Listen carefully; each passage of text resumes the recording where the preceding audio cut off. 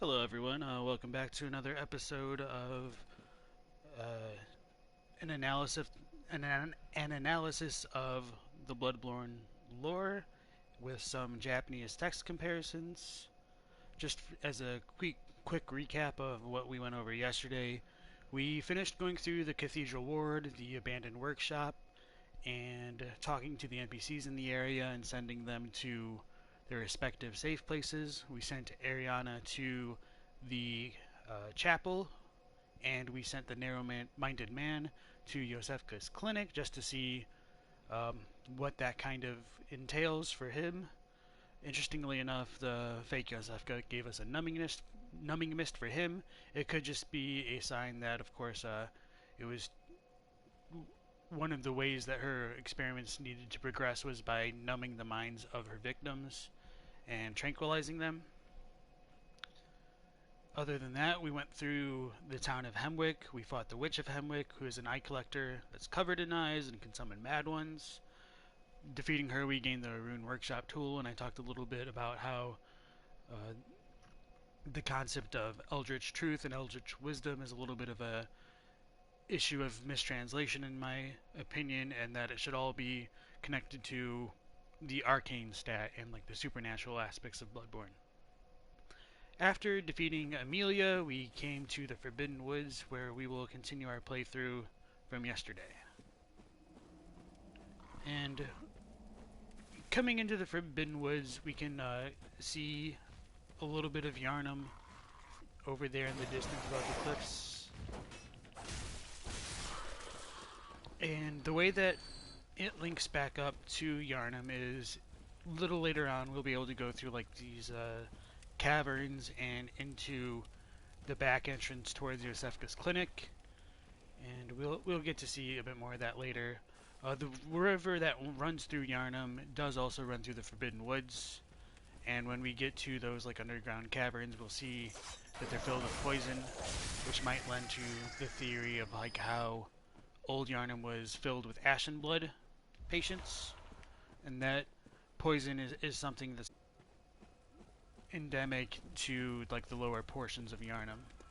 And hello, Wenders, welcome back to the stream. Glad to see you again. Hope you enjoy yourself.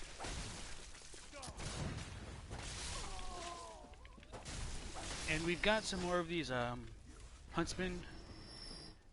Although they're wearing a little bit different attire, it almost looks like it's somewhat similar to the White Church set. They've got kind of like the surgical long gloves, although I think all of the like snipers had gloves as well. But one thing that is a little bit funny to me is like it seems like the gloves on their left hand, oh maybe they're not longer, maybe it's just because they're sticking out, whereas like you can't really see inside the sleeve for the other arm. But yeah, the left arm still being elongated is consistent amongst the Yharnam militiamen. And we'll see more of those as we go into this kind of small town section.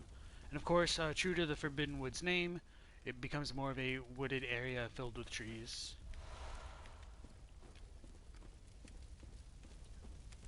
One thing that's pretty funny about this area... Did I not trigger it? Oh well, I was going to try to get myself hit by the Indiana Jones-esque log trap. Is that this area is filled with booby traps, which is pretty peculiar because even though this is considered like a forbidden area by Byrgenwerth, it almost seems like coming up with these traps is a little bit overboard, which might lend credence to the theory that these traps might have been left for beasts. You've got like a kind of crude pressure plate that's been covered by some logs that activates it, which is kind of like true to the mechanics of real life. So I do like that kind of attention to detail that they put in their games.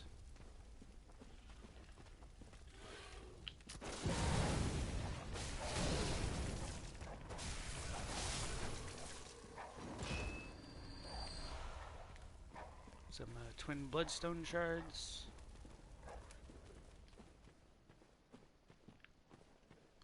And dropping down here is like an area with a bunch of crows. I think there's like only like a bloodstone like gem or something down here. It might have just been the Wandering Madness. I remember it not being like super important.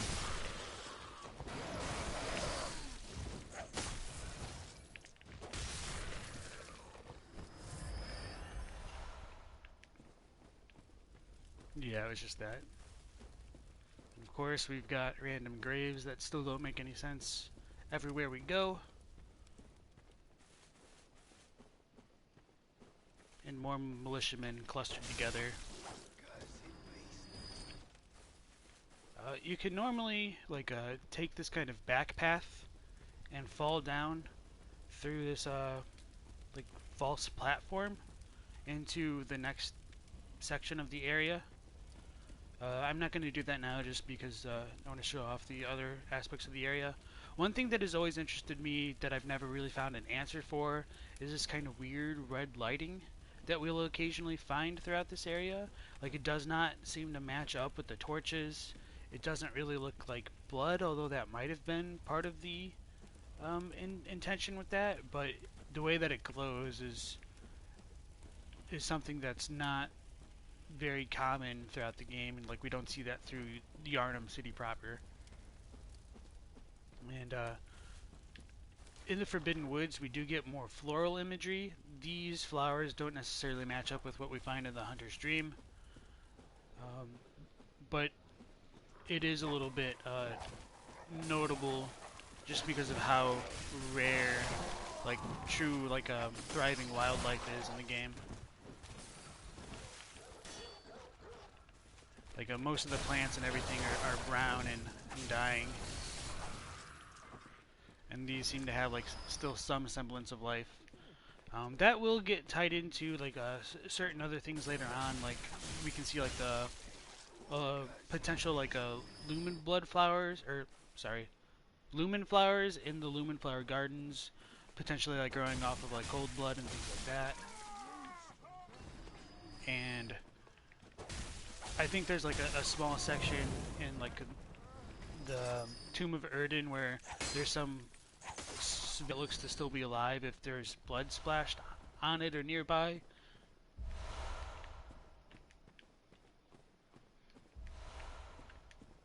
And the floral imagery does seem to have some significance, although it's a little bit obscure, and it might tie in just like into the idea that at one point in development the moon presence was called Flora, so Flora could be important to like some of the in-world lore within Bloodborne that's not really explained.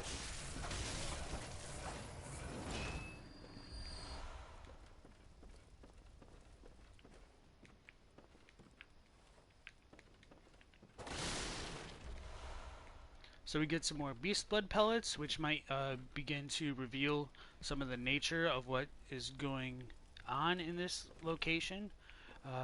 We will see like more church-affiliated things going on that could suggest that this kind of unnamed town within the Forbidden Woods is conducting experiments on the taboo things. And so we've got some extremely dilapidated like huts. Not like full houses, they're pretty primitive in nature, a little bit more than a shack, with like just kind of tools that don't really seem to line up with how everything is laid out. So we got like these wheelbarrows, so it shows that they've been like transporting things rather than just like hunting and gathering like towards like the woods. So they are sustaining themselves somehow, but it doesn't really seem to align with the way that things are presented. And I mentioned traps earlier. We've got another like log trap here. Like these little boards are covering the pressure plate, and so it would be really easy to try to like walk into that gate and it's a trap. So it's still unclear if they're trying to hunt beasts or people with these traps. I think arguments could be made either way, despite like everyone already having transformed in here. Get some pungent blood cocktails.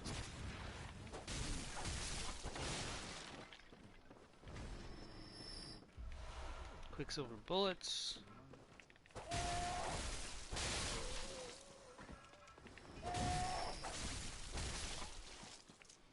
Hey Soda, welcome back to the stream. Hope you enjoy yourself. Nice to see you again. Right now we're just exploring the Forbidden Woods and the small hamlet inside.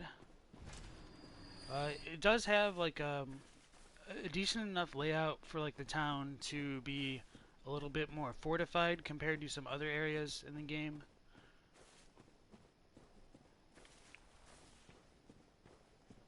And like all these boards over here are like kind of a setup for a pitfall trap, which I'm going to try to avoid for now.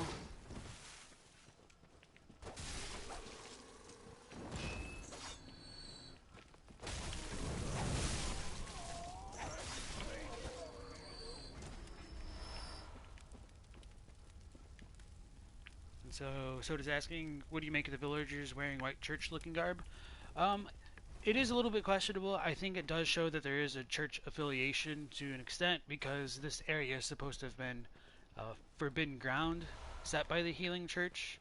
I don't think they're still like affiliated with Byrgenwerth directly.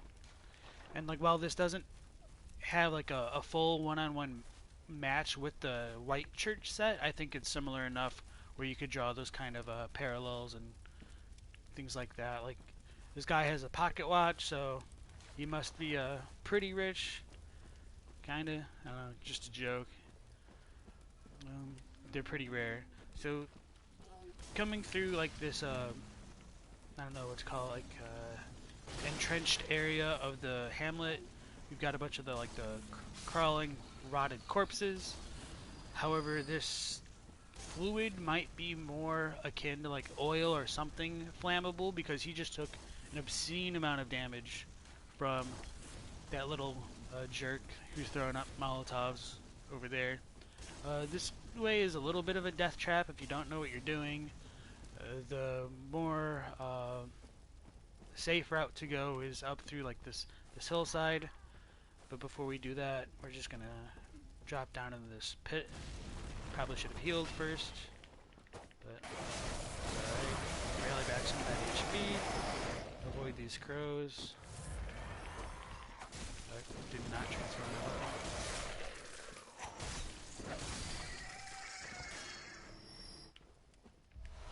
And we get some more antidotes. And so down here we get a little bit more of that red effect, although it seems like it's reflecting something else, like from the sky. It's a little bit different from the other places. So this might be a hint that like the red moon is out.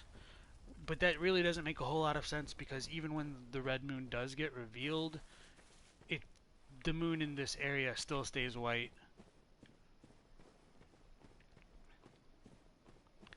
And this is where we would have dropped down from like that wooden scaffolding that I had mentioned earlier. Take a little bit of fall damage, and then kind of come in and deal with all these Yarnamites that way.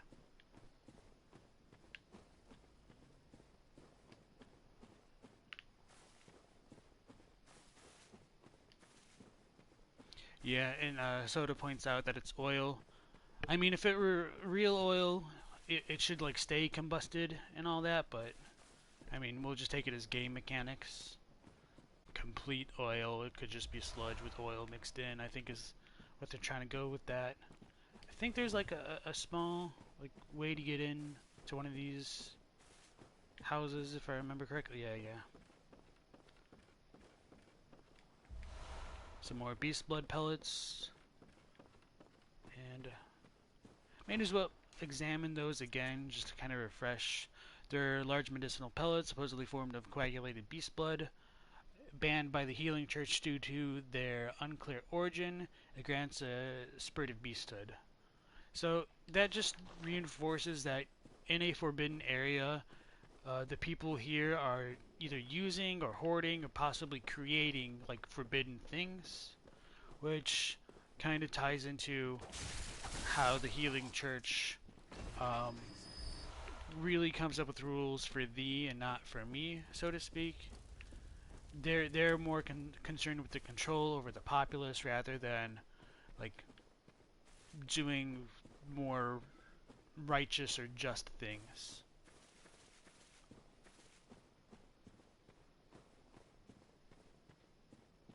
Oh, hello, famous viewer Homestar. I'm sorry I did not see you talking before, and welcome to the stream. Wonders says, jumping ahead a bit, but I remember a theory on Forbidden Woods being affected by the poison in the Hintertombs. Something about poison and enemies coming to the surface, if you remember correctly. Any thoughts on this? Um, it's kind of a difficult question, honestly. I'm trying to think of like where I want to begin with answering that. Uh, there is a lot of questions as to whether or not like the chalices that the player character visits is part of reality and exactly like how the physical locations of those chalice labyrinths match up to everything. So the Hintertombs could be around this area. It's there's nothing to truly support that or deny it. I think like the things that are closer to Byrgenwerth might be more closely associated with eyes or potentially just like the normal Thumaru variants. It's a bit hard to say on that front, but just the idea of like the poison and things together, I do see how there could be like that kind of connection with like the Hintertombs and this area in general. We've got some like the church giant servants ahead, and like before we go further into the cavern, I just want to like highlight some of the flora here. So these white flowers with the reticle over them are very similar, if not the exact same kind of flower that we can see in the Hunter's Dream. And then these bulbous ones, I would argue, are tomb mold. We don't have any of that ritual material yet where I could draw like that first-hand like comparison. But one thing that I would like to like highlight with that is it looks like these bulbs have what looks to be a beast fur coming out of it. One rationalization I could make about that would be since these will grow on cold blood, like perhaps even flowers can have their nature altered by the blood itself, and the whole idea of flowers being connected to phantasms is something that'll come up more with the DLC, and it's very interesting to think about, and um, where and why these plants show up here and the other places they do, like what significance they might have to like the environmental storytelling. And so going through the cavern deeper, we get like this little crevice or like cave into a cavern rather, and then we can see the giant church servants. It's unclear if these are just Thumerian servants because they lack like the healing church garb. That guy might have it, but they still do have those bells on them. They're lumbering, they don't hold any weapons. They're pretty hard to deal with because this is like a literal poison swamp. And if we look down, we can see like burned corpses in the kind of like sand area. So this might be connected to that river. It's not clear. The idea of like these people being burned might be part of what has caused this water to become poisonous, if it is water or just whatever kind of sludge there is. We get some frenzied cold blood from the corpse here, and to further add to the idea of like corpses polluting the water, we've got graves of like smaller ones, and of course the gigantic ones in the distance, which are said to be like the tombs of great ones according to the concept artwork book. And so it does question whether or not like great ones, like physical bodies, are buried here. I don't necessarily think so. I think there's a good possibility like these are just Thumerian monuments, which does connect like Thumaru to Yharnam as like a kind of precursory civilization that existed before the normal Yharnamites came and took over, and before like the whole Thumerian civilization died out. Although, are these similar to beasts, or it's pretty hard to make out. I'm surprised I haven't really thought about that before. Wenders asks, do you think the lake could be ashen blood and therefore be related to experiments? I'm wondering if the color of the poison is anything important. Well, it is like a little bit more purplish. I don't think this is blood. I think like what we can find in the Hintertombs is closer to blood. Um, I might explore that just to kind of show it off, like with a different character, maybe towards like the end of the playthrough. But it's a good question. I don't necessarily think so, but.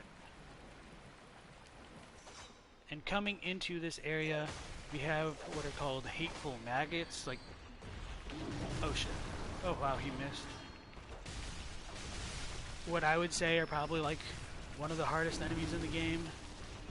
Just because they're so hard to track, I should have backed off and just dealt with those one by one. Because their hitboxes are a real pain in the ass to hit.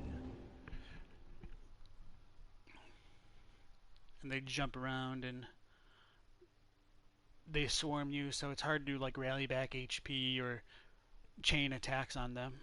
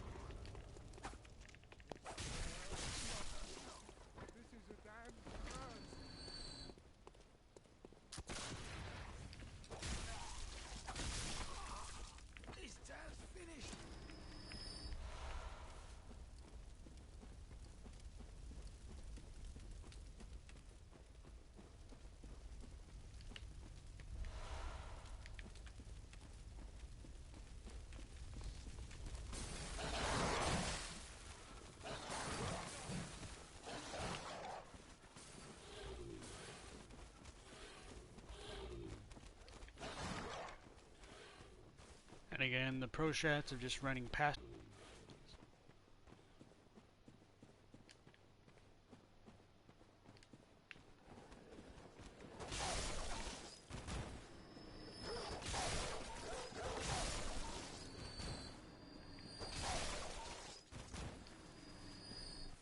Alright, so wonders if those maggots are like attracted to the corpses or the blood, since we also find them in caners close to the bloodsuckers. Yeah, it's pretty unclear because we can also find them within like some of the Lauren Silver Beasts later on in the game. They do seem to like crawl into filth, and that ties with the whole idea of like filth and impurity present in a lot of like FromSoft games. It does get expanded a bit more in like Sekiro with I don't know what died exactly, but with the whole like centipedes that keep people alive indefinitely. I guess I didn't aggro the maggots.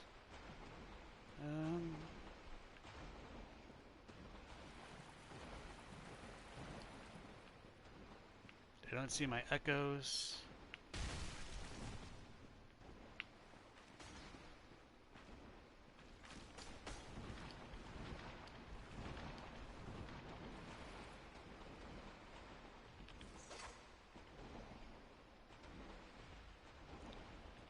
And it's pretty likely the bloodletting beast has like a gigantic maggot in it, which does like tie into like the whole headless ape in Sekiro as well. The idea of like continuing and taking like this corrupt blood causes like dirty insects and parasites to infest their host. And it's just something to be aware of.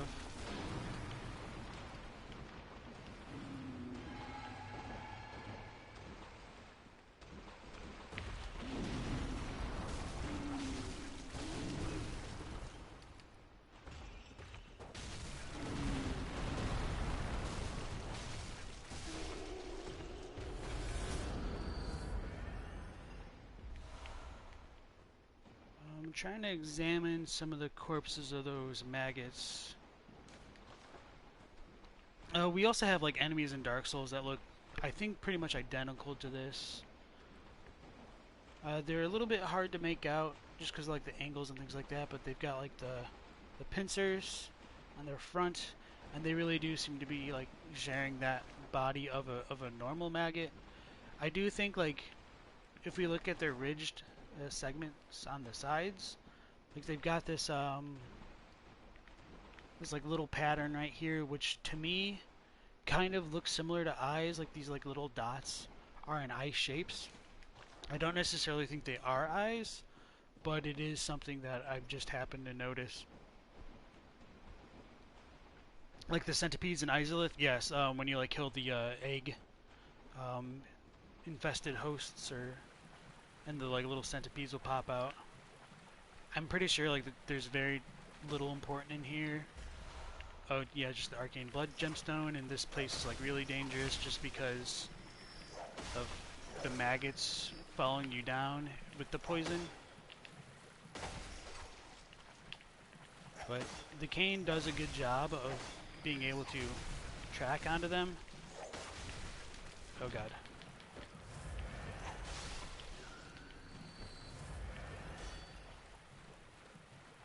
Compared to some of the other weapons, which is another reason why I prefer to use the cane, despite its difficulties in like the early game and like breaking limbs.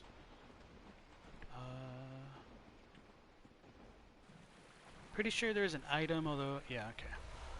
Some more bloodstone gems and some more maggots.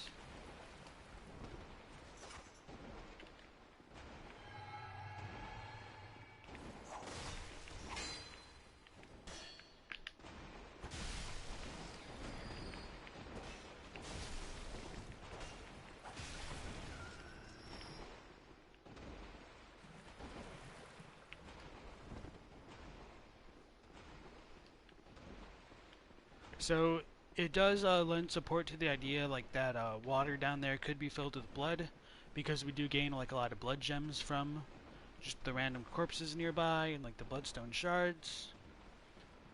Coming up this extremely long ladder, we will reach the backside of Yosefka's clinic, and we could talk to the fake Yosefka face to face for the first time.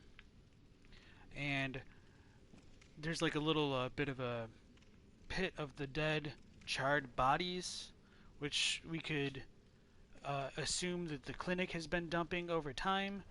Or whether or not like the real Yosefka knew of it or had any hand in this is unclear. Most people would probably assume not, just because she seems to be a nice lady. Although, considering she does have like that celestial emissary half transformed man in the back, and she tells us not to come back because she doesn't want to expose her non-existent patients to infection, it does kind of like call into question exactly how nice she is as well. Famous viewer says, if only Bloodborne had Dark Souls 2's fast ladder climbing. Yeah, well, it's okay. I think like part of the reason why some of it was so bad was just because they needed the time to load in the extra areas. And so that first like ladder climb is probably just to initiate a fall death if someone tries to come in too quickly.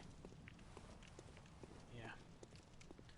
Wender says, in Dark Souls, you're led to believe that blood of the deceased turns to poison over time. I'd assume that Bloodborne may have this aspect with Ashen Blood, perhaps. I think there might be a component to that. I don't think it's like the blood itself so much as like other things in the blood. Because it seems like just the blood itself will be more related to what's called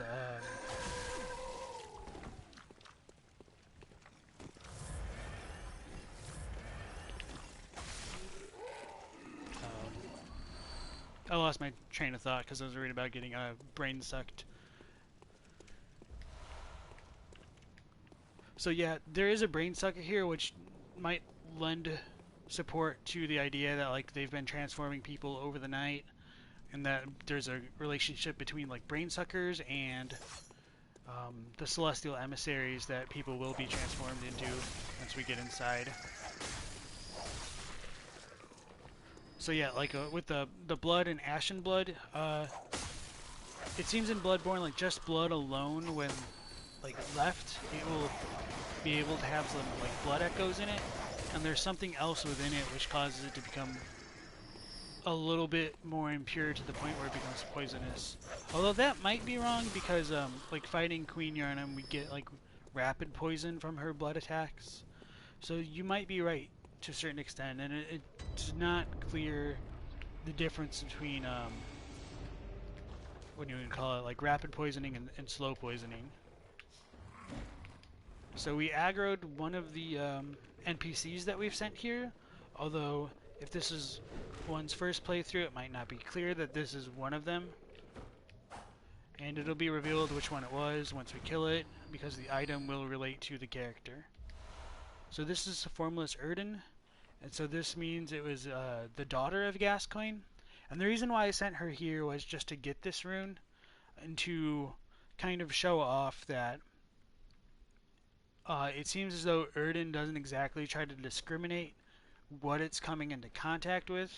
I know this isn't the Erden Writhe rune, but it does appear in like another female who may potentially be of Cainhurst descent, if we take the idea that like Viola's blonde hair is an indication of her belonging to Cainhurst's lineage as well.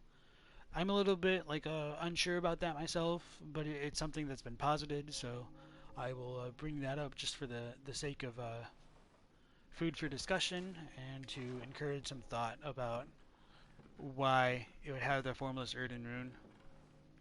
So this is a Celestial Emissary. I like to call these guys blueberries. They've got completely white eyes, if you can even still call them eyes. They don't really have mouths anymore or noses. If we didn't have any indication as to how or why this thing came to be, I would not have assumed it was human at a first glance. If we examine its hands, it's a little bit hard to see. Like one of its fingers is clipping through the floor, but it does have 7. 1, 2, 3, 4, 5, 6. Wait, can I not count? Oh, 3, 6, and then the one clipping through the floor is 7 on its left hand, and its right hand. So that might lend some more support to the idea of a left-hand path, or like a sinister path, being more associated with the occult. And if we run to the back room, well, this is the figure of the narrow-minded man who's now transformed. They're a little bit dazed at first, so you have to like kind of walk up to them before they'll become aggressive. So that could lend weight to the idea that the numbing mist or blue elixirs tranquilized them and were used in these kind of experiments. So we get the pungent blood cocktail from this corpse, and if we killed like the man in the chapel, he will also drop the cocktails there, which kind of is how we can confirm their identities. In the back we gain another communion rune, and most importantly, in my opinion, we've got this figure of a Celestial Emissary and an operating table, although it seems to have some skin discoloration and a human hand instead of like the full transformed hand, and like the pigment, if it's wrong, it's still humanoid in different places. So this is like the smoking gun that says that the Celestial Emissaries were transformed from people. It's unclear if the ones we'll find in the Forbidden Woods were also people at one point, but we can neither confirm nor deny that. So just to examine the Formless Erden rune again, it's left by Carol, runesmith of Byrgenwerth. Erden lacks form, exists only in voice, and is symbolized by this rune. Those who memorize it appear or enjoy a larger supply of quicksilver bullets. So that does connect like Odin to Mercury, and so a lot of people think that Erden could just be Mercury, although it's of course unclear. And then the next part is like oozing blood is the medium of the highest grade and the essence of the formless Great One Odin. So the way that I like to interpret that is when we get enough blood of like a high quality, that is closer in nature to Erden, and when I used Ariana's Blood Vial before, we heard that kind of chiming quality to it. It's a voice-like sound, and so that's where I kind of draw those conclusions from. So Wenders ask if anything that can be made with the lullaby of Murgo and by extension with Erden. I think just in general, like bells and music boxes, like they have the ability to kind of transcend dimensions or like the barriers between worlds, and so I think that's kind of like where those connections can be drawn. I don't necessarily think like the melody for the lullaby itself is related to Erden. It's just like sound in general and blood in general seems to be connected to Erden, and therefore some link between the daughter and Erden. Uh, oh, okay, I see what you're asking now. Yeah, I'll probably have to think about that one for a moment. Hello, Laffy. It's nice to see you drop into the stream. Thank you for the follow and all that, and telling your viewers about this experience as well. So we just got the Canehurst summons. I'll examine that in a second. And this is the real Yosefka. She's really dazed, so attack her. And then, of course, she will drop her blood vial, which we can't pick up right now because we've already got one. And just to, since we're going to get the duplicate right now, I'll just use hers. So Yosefka's blood vial lacks any kind of like aura effect on it, although there's like a little status at the top left. Oh well. I was gonna try to see if it restored HP as we went along.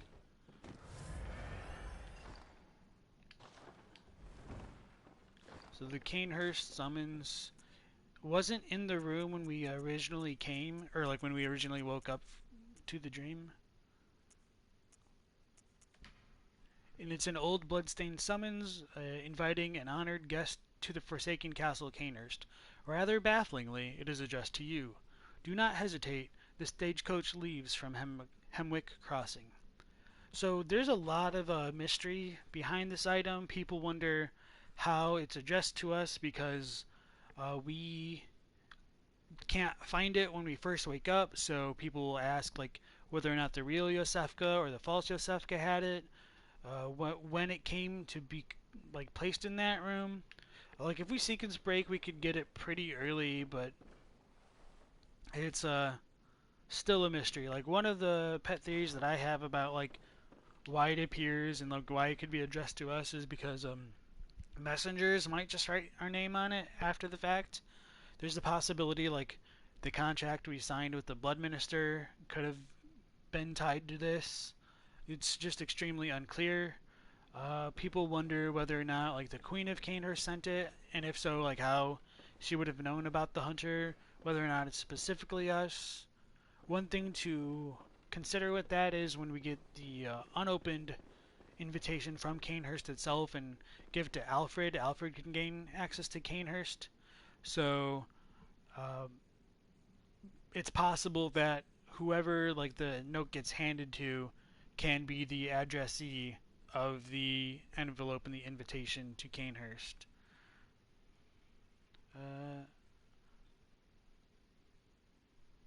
The Japanese for that line is like very similar. The only real notable difference, and it's not, I suppose, not even notable, is that it just says "Go ride the coach awaiting you in Hemwick Crossing," rather than "Do not hesitate. The stagecoach leaves."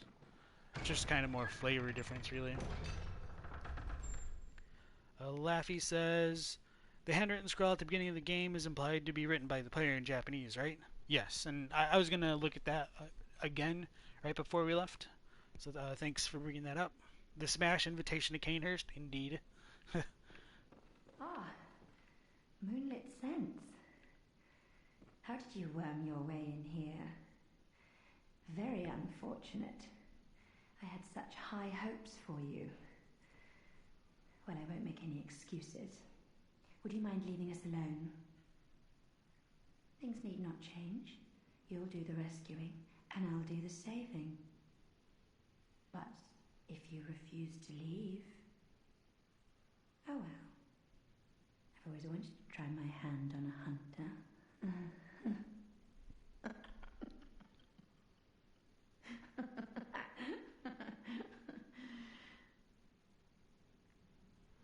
And so we come face to face with the reality of the experiments in Yosefka's clinic, and the fake Yosefka.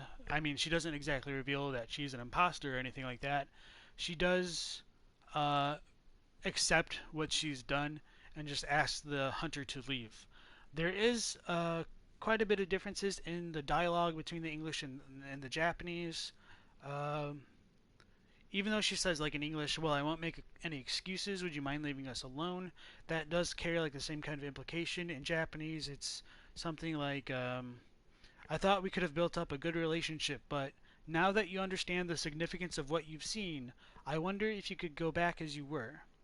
And you'll save, I'll cure, let's turn everything back to normal. If you don't feel like turning back then, oh my, I wonder how difficult it would be obtaining a hunter for my experiments. And then she goes into her evil laughter. So that does set up that like she is more or less kind of like threatening the hunter, which I mean it's still in English, but like it's more explicit that the reason for it is that she's trying to experiment on people in general, and I personally like that kind of like more direct nature of her dialogue within the Japanese text. Laffy comes in here on a recent playthrough and wonders why the imposter wasn't here. You wonder why? Really, like, what did you do? Like, she should be here. Like, even the very beginning of the game. If you, like, sequence break, she'll still be, like, in the back room, like, even just T-posed. So, this is the note we see in the beginning of the game. Handwritten scrawl. Seek pale blood to transcend the hunt. That handwriting is supposed to be, like, understood as the hunters. It says, like, hastily written in your own handwriting, except like in not quite those terms. It's just like hastily autographed, which is just like self-written. And so like the idea of like the whole like pale blood sky that we've seen mentioned does tie back to that note. Although like at this point in the game, we wouldn't normally be able to understand what it's talking about. So this is like the little like pit of graves, like a graveyard where all the bodies get dropped into. Potentially failures at redeeming people from beasthood. They might have been killed right before they were going to turn into beasts. It's very unclear, but very fascinating. Alafi said, you came from the woods, opened the gate, you circled through the building to see if she was at the door. She wasn't, then you went through the window the normal way. Maybe circling around to the front door messed up a flag? Huh. That's interesting. I don't necessarily know exactly how those flags work out, so yeah, I don't know. Winder says she drops an Earthenwraith rune if you kill her pre-Blood Moon. Oh, thank you for bringing that up. Do you think it's some signs that she's chosen? Yes, I do. I think like the idea of the Earthenwraith rune becomes very significant to her dialogue later on when she says she knows she's been chosen and that she can there's like writhing going on in her head. And when we get much further on into the game and start to examine what's going on in the DLC research hall. Oh god. Oh, I lived. I thought I was dead.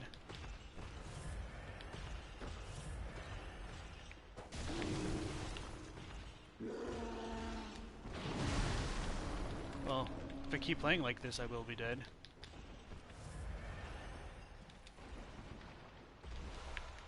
So yeah, I'm just gonna try not to die. And just leave this area because it's really just more of like combat test than like anything really significant, like item-wise or lore-wise at this point. Now that we've explored it, this area sucks. I do like it. Like it is a real pain in the ass. Like the whole like typical FromSoft and their random swamps and all that. It does get repeated here, but like I don't know. I feel like this one has a lot more lore significance and like does set up a lot of like the storytelling of like what's going on in the background in the game. So yeah. Oh yeah, I don't think I finished my thought about like the DLC in the research hall. Like there is one of the brain fluid descriptions talks about how writhing is the beginning of eyes on the inside, and so that really relates to the whole concept of the fake Yosefka having the Erden writhe rune, and why she talks about how she can feel things writhing inside her head later on. It could just be like her gaining those internal eyes that are brought up in that brain fluid description. And I think there is like a connection between the eyes and arcane in general. Like with what I've pointed out on some of those church servant bells, or not bells, but the lanterns, there will be eyes on them once you have 15 insight, as opposed to just nothing at 14 and below. So, coming up to this rooftop, we get some crows, which isn't too surprising, and we get a white church hunter set, which is a bit surprising. Like, why were they just chilling on the roof? Maybe they're a sniper and got eaten by the crows. So we do get another set of the surgical long gloves, which shows that that it's shared between the two. Wonder says, by the way, do we think Fosefka could have affiliations with the choir since she turns people into emissaries and uses Call Beyond? I think it's definitely fair to like make those conclusions, although I don't necessarily know if it's explicit that we could draw that conclusion. Like she's wearing the white church set, but that could just be because she's trying to be incognito. She could be acting like in a bit of a rogue capacity from the healing church and the choir. We just don't really have a whole lot of information to say one way or another. I do think like a Call Beyond could be like a good indicator of her potentially being part of the choir. However, like even Mikolash will use it, so it does get a little bit like muddied where those boundaries ultimately lie. Fosefka is a great name. Yeah, I agree. It's my favorite term to call her. So the white church hats. It's attire of special church doctors. These doctors are superiors to the black preventative hunters and specialists in experimentally backed blood ministration and the scourge of the beasts. They believe that medicine is not a means of treatment, but rather a method for research, and that some knowledge can only be obtained by exposing oneself to sickness. Let me compare it to the Japanese. I don't remember if there were significant differences. I think there were, if just like in nuance, but... right, the final line says, only by being in contact with sickness is there unattainable knowledge. So the church does kind of place importance on that dichotomy of exposure to the supernatural elements and the attainment of knowledge and insight kind of is tied to that. And that's kind of what this set is revealing. The other portions of the attire are written the same, so won't look at those too closely.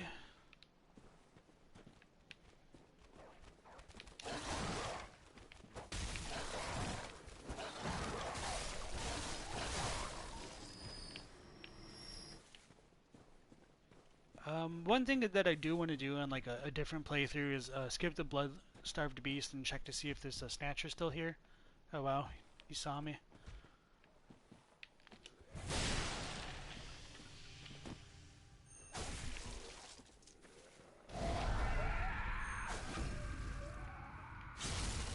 I don't think you'll be there, but it's just something I want to confirm for myself. Because it's a little bit of a random location, all things considered.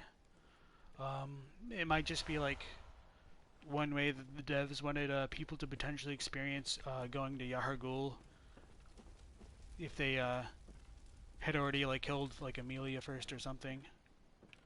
So this item is very, very important. It's the Beast Roar. This is what does set up that like a beasthood is inherent within men. So the Beast Roar is one of the forbidden hunter tools made by Irreverent Izzy.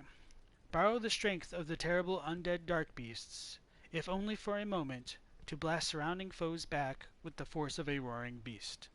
The indescribable sound is broadcast with the caster's own vocal cords, which begs the question, what terrible things lurk deep within the frames of men? So this is one of my favorite items in the game, not even just like for lore-wise, but just like even mechanically. This can trivialize like a lot of like the more hunter-type bosses. If you use this on Queen Yarnum, the fight really becomes a joke because you can just kind of stun lock her, make her fall out of animations. It also like deflects bullets, and that's like one of the things that got lost in translation for this item. Double checking it, it says blow away things in your surroundings with the built-up pressure of a beast's roar. So other than that, like everything else is pretty similar. It's just supposed to like say, hey, you can get rid of like enemy projectiles that are coming at you by using the beast roar and deflecting them. Laffy says, you remember people saying that a few of the snatchers stay alive, but it would be nice to confirm with our own eyes. Yeah, it's just like one of those things where I don't really like I typically don't save the 10,000 echoes to go like kill Amelia first, so it's just something to keep in mind on like a different playthrough sometime perhaps. So this also sets up the hamlet here as being involved in experiments. We get the blue elixirs, and I should show them off sometime. I don't know, I tend to not really use items so much.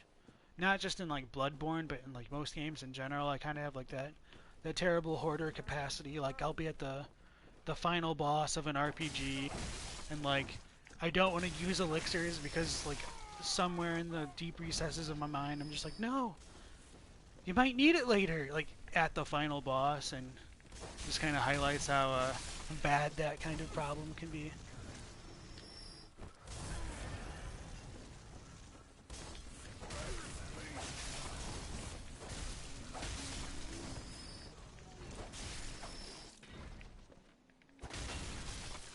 So coming back through like that way, we can go back to and see the oil-filled area from earlier. Fortunately, these guys drop a lot of Molotov cocktails, so it's a very easy way to deal with these kind of rotted corpses. Do a ton of damage. You can see the fire spread much further than it normally would, which lends credence to there being oil in the water, and like the kind of prismatic glow coming off of it as well supports that.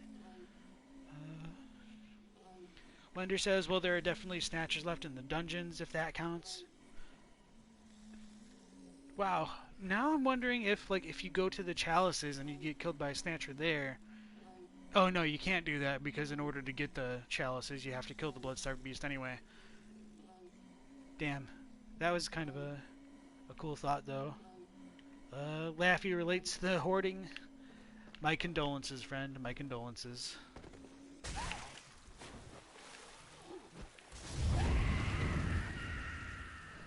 And I do like the little assets that they gave to these dudes to make it really seem like they're struggling in the fire.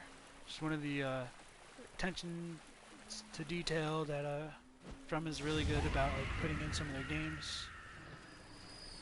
Although that being said, like sometimes it can get a bit annoying, like how certain things get overlooked as well. Like if you send the NPCs to the clinic after you've already killed the fake Yosefka, like they'll still transform. So like there's a little bit of a give and take, I think, with like their attention to detail. But nonetheless, like the animators and things aren't going to like have any control over that. So I don't really blame those kind of oversights or like think that it's all down to like one individual's faults.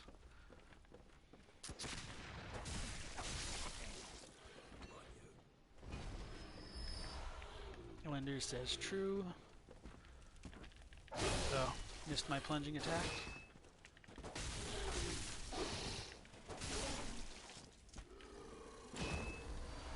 Some more twins. And then, oh shit, I'm too far over. Trying to avoid this cannon, which I was gonna try to talk about before revealing. But yeah, there's like this little alcove here, which kind of just leads back into the little hamlet and unlocks a relatively minor shortcut, but a welcome one nonetheless. Laffy says, making video games is such a huge collaborative effort that it always impresses me that they get made at all. Yeah. Not only that, but just like even if you see like an independent developer, like how much time it takes. So, like by that same token, I can really appreciate how much like independently developed games can like shine, or I appreciate like the work that goes into them somewhat more, because it's more of an endeavor of love, I think. So despite this like little break in the area, the small hamlet does continue, although the buildings are all still completely run down, which suggests that this place has been like forbidden for a long time. There's a huntsman who is arming a cannon in the background, which will track on the player a little bit, so you can kind of duck and cover between the buildings to evade some of the cannon fire, or you can just kind of like YOLO and run directly at it in like a little bit of a zigzag. Oh god. And eat your own feet, I suppose, for giving bad tips. And yeah, if you time it right, you can kill him and avoid that little cannon blast. So just the fact that they are like wielding cannons does support that they may have been arming this village to deal more with the problem of beasts, but because this night was so bad, they had to, like, they ended up transforming themselves, and it's not how it would normally have been laid out.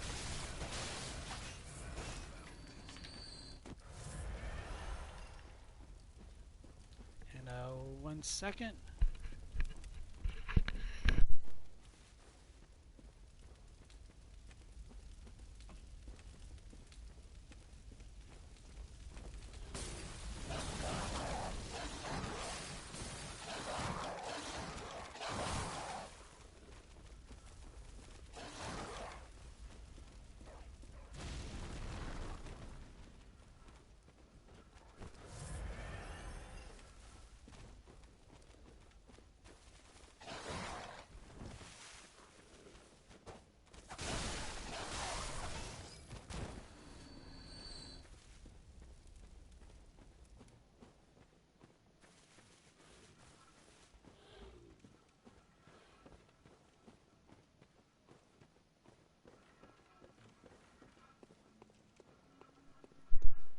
Alright, sorry for the abrupt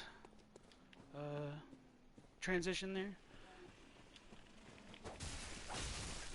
So that was like the shortcut that I'd opened before. I guess I really shouldn't call it minor if I have to use it, but it's whatever. It's one of those trying to take care of these trash mobs so I don't get shot in the back.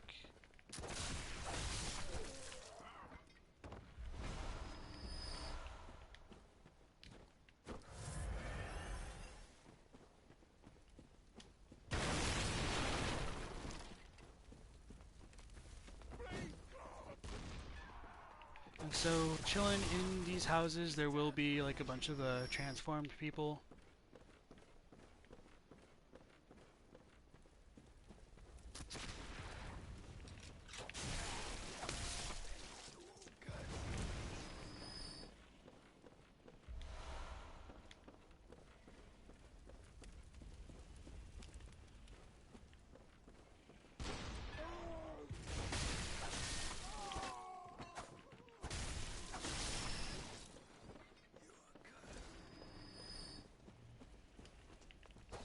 we finally get our revenge for that shameful death from earlier. But not our echoes. So where are they?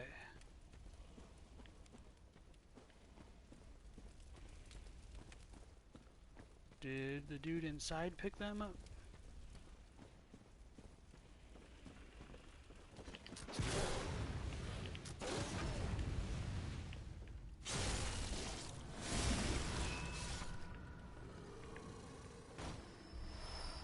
Some more beast blood pellets, blood vials.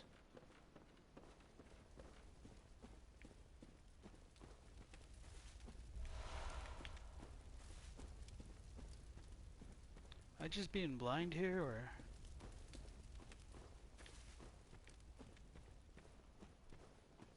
Aha.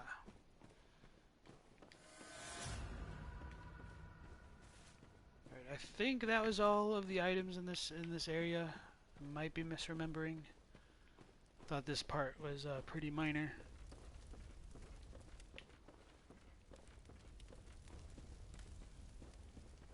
And so one funny thing about this cannon is you can activate it yourself. And so like one thing that some very clever trolls like to do is where are they? They'll leave like a bunch of shining coins in this spot almost so it looks like it's glowing like an item. And so like if a new player in online mode gets invaded and they try to examine it, like they'll just fire the cannon at the player for an easy kill or just like a ton of damage. It's pretty funny if you've ever seen that happen. Although like invasions in Bloodborne are pretty rare just because of how the PvP mechanics work in this game. Like you already have to be beckoning someone or something like that to even what you call it, allow for invasions to happen. So coming into the windmill, we see a man dragging an axe along the ground. This person is actually a host to a bunch of snake parasites. Fuck. And that's bad.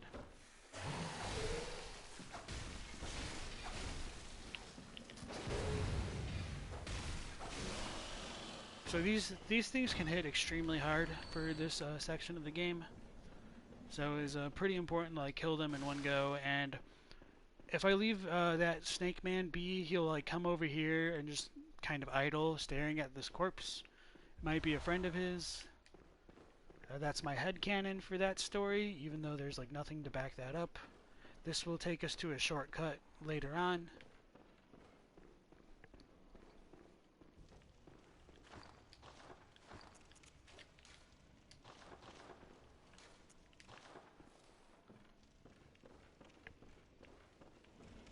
And there aren't so many items in here. This is just kind of like a connecting point between areas. But if we go back upstairs, like we'll come to an NPC later on. Right now, I don't want to deal with that. I'm just kind of a little bit turned around. So we can go out this this window here and drop down to get access to the other part of the roof where that NPC where we can meet that NPC. So instead of doing that now, I'm gonna try to go to the next spot to access like the shortcut here and a different kind of NPC. And we get another snake man with the snakes already drawn out.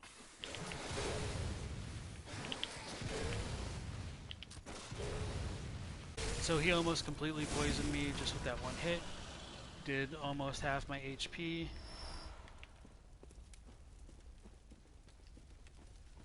And so this concept of like parasites and like dirty water, it really gets linked into the fact that like these people are filled with snake parasites, and of course it's very questionable like how they can operate at all if their heads explode with snakes. It's just one of those things we kind of have to take as like for granted as being a feature of the Forbidden Woods, like the nature of all the impurities and dirt and things here cause things to transform in um, unforeseen ways. And this is the next NPC we will encounter. We see that he's wearing a bucket on his head, and he's wearing the clothing of a policeman of some sort. Ah, a new face, I hear. And an accomplished hunter, it would appear. I am Volta, master of the League. Members of the League cleanse the streets of all the filth that's spread about during the hunt. Like any half-decent hunter ought to, you know? Haven't you seen enough of these wretched beasts? Freakish slugs and mad doctors.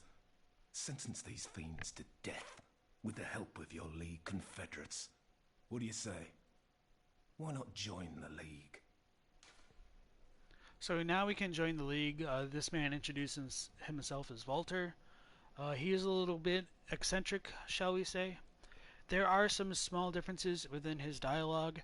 One of the more interesting things to me is rather than saying like, members of the League cleanse the streets of all the filth that spread about during the night of the hunt. In Japanese, he says something closer to like, the League cooperates in order to eradicate all of the writhing filth on nights of the hunt. And the only reason why I bring that up is just because it could tie the idea of writhing to filth and impurity, which could relate to Erden and like Yosefka and what we were talking about earlier with the Erden Writhe rune. And so by joining the League, we can gain some more cooperators to help us hunt as the night progresses. Like we can use Yamamura and Henrik, even though we've already killed him, and Walter himself to help us with some of the bosses. Yes, as a hunter well should. Commit this to heart. Our own Carol rune, symbol of the League. And he gives us our like first Covenant rune, the Impurity rune, which I will talk a lot about in more detail later. The night brims with defiled scum and is permeated by their rotten stench. Just think, now you're all set to hunt and kill to your heart's content. Hunt in cooperation with your fellows, your League confederates.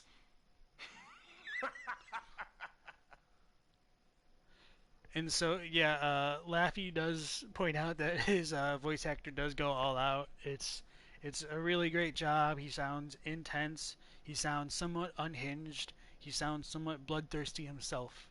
And one of the more interesting aspects about like Walter thematically is like even though he's very similar to Gascoigne, there is something about him which allows him to retain his humanity. Like he's accepted the beasthood and the hunt, but it must differ in some kind of capacity to allow him to continue on as a human. Like later on in the game, we'll be able to like look at his helmet description and how it talks about he can no longer see the vermin that he's adamant like consumes the world. So it does call into question like how sane this man is, like what kind of world he's seeing. But just his goal is to cleanse filth and impurities and vermin, and Gascoigne may have just been more consumed with bloodlust and like imbibing blood, or just like the hunt itself. But there are a lot of overlaps between the two characters. And so, reading chat, we get Wender saying, "We wish we could get 5 vermin without online or having to farm blood lickers." Yeah, it's a bit unfortunate. Like a lot of like the Covenant items in FromSoft games really do have kind of arduous grinds, in my opinion. Ruby says the voice acting on Walter is something else. Yes. Alafi says you notice he sounds relatively normal at first. When you start talking to him, then when he starts talking about wretched beasts, his voice changes a little. You forget that Walter was added only after the old hunters. Yeah. So in like the earlier patches of the game, Walter wouldn't be here. You wouldn't be able to get his rune. And I think like his character and his rune and his covenant really do set up like the storytelling for a lot of the hidden mechanics of Bloodborne and like transformation and things like that. I think it was a fantastic addition to the game. And with the addition of the DLC, he's also added to the base game, so you don't necessarily have to pay any money to be able to experience this fantastic content. Now, there is one thing you must know. By the oath of the League, those who bear its rune will see vermin. Vermin writhe deep within all filth and are the root of man's impurity. All vermin are to be crushed. The League exists to expunge all vermin, ridding us of any trace of human corruption. And so, until we are rid of all vermin, you must continue to hunt and kill. This bloody fate is ours alone. Do not expect the world to grasp our work. But remember, the Confederates will always have my blessing, and each other. Always.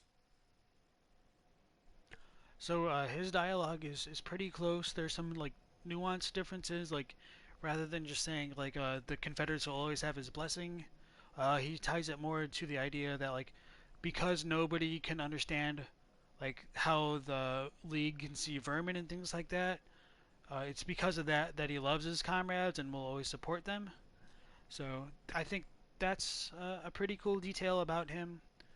He really does dial up like the kind of controlled passion and madness. And I suppose like that idea of controlled passion and madness is tied into his helmet.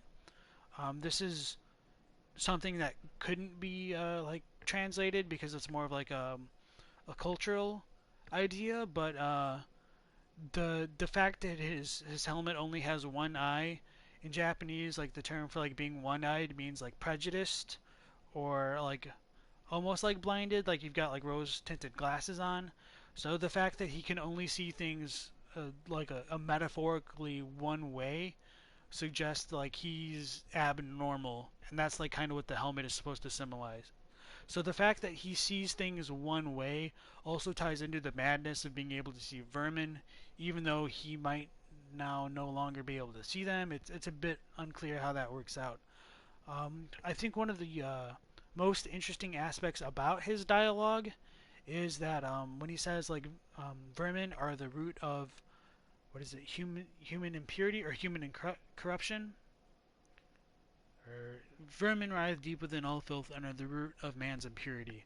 So that term comes from Hito no Yodomi no Kongen in Japanese, which means like the source of human dregs or like stagnation. And that term, like the Hito no Yodomi, comes up in Dark Souls 3, like specifically, and that is the item called human dregs within that game.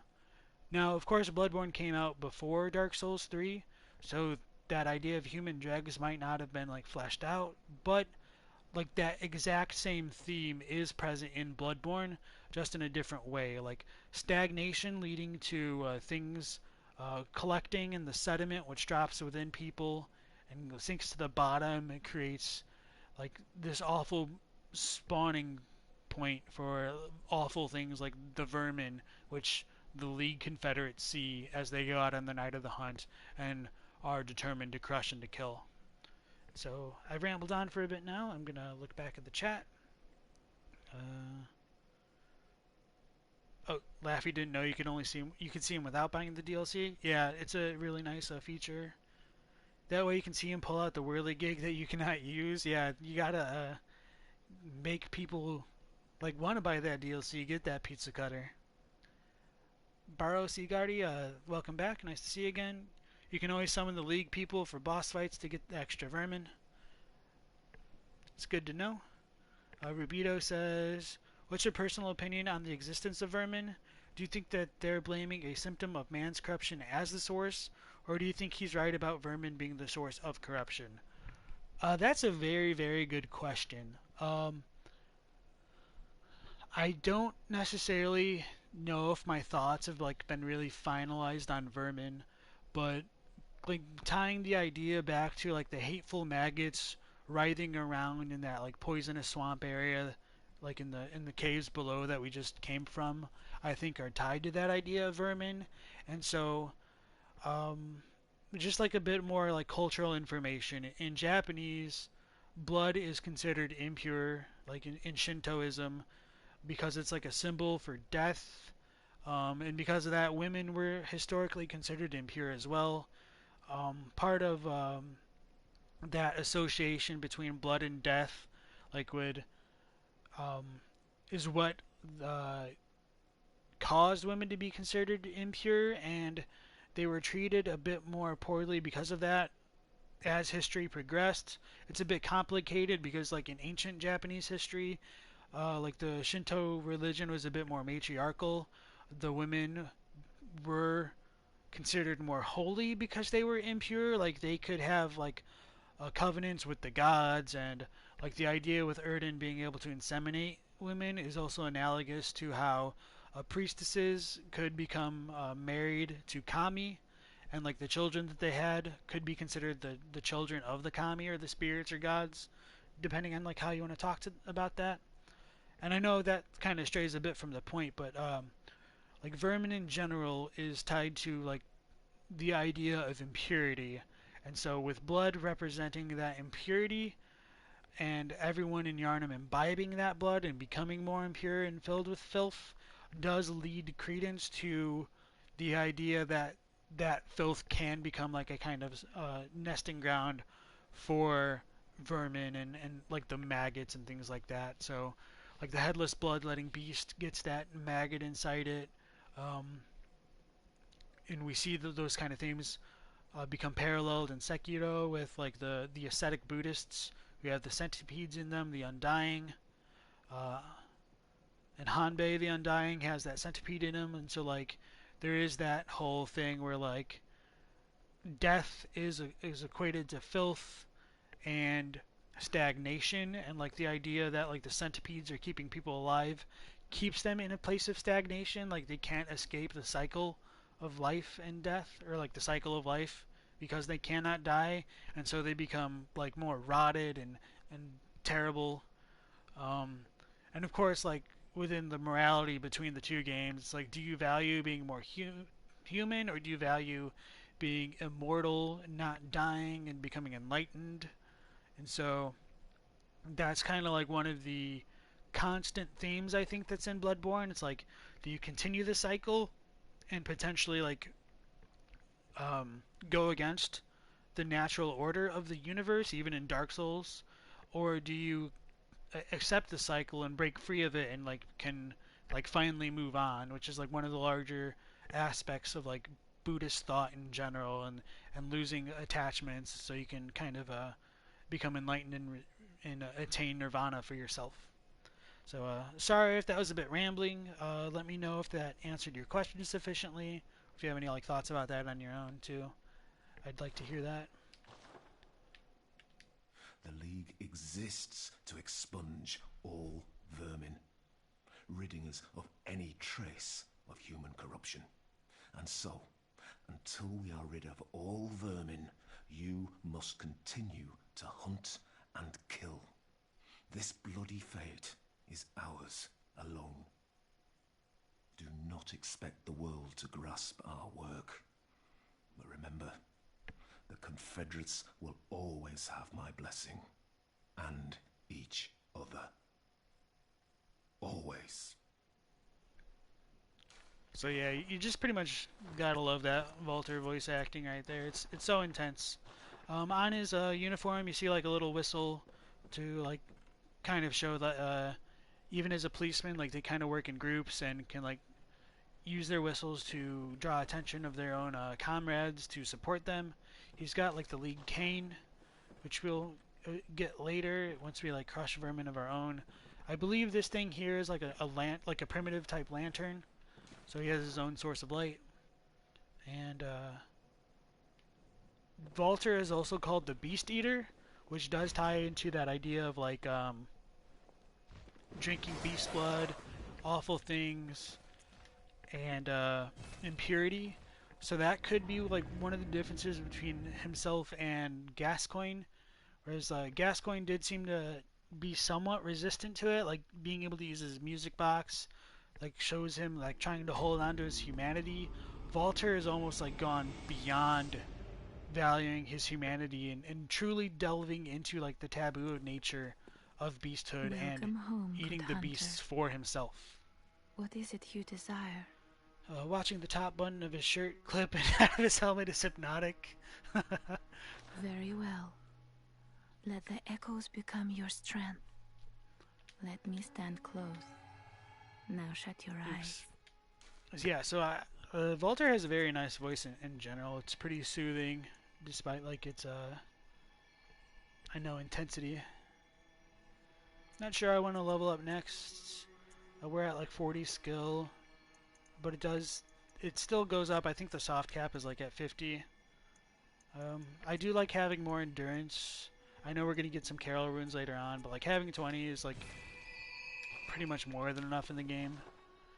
At this point, like just the I don't really feel as though I need too much more vitality, just because when you want to say like the leveling up continues to increase like your physical resistance. And so it really just comes down to like more like not playing poorly rather than having health, although you know having health mitigates playing poorly. The night brims with the field scume and is permeated by the rotten stench. Are you planning to stick with the cane, or are you switching to a different skill weapon when you get one? I'm probably just gonna stick to the cane. I don't know, I like it. I'm maybe Blades of Mercy or the Rikuyo later. I haven't really used the Rikuyo just because you get it so late, which is a bit unfortunate. But I don't know, the cane's my bread and butter. I do like the Chikage, just because like its transformed attack is obscene.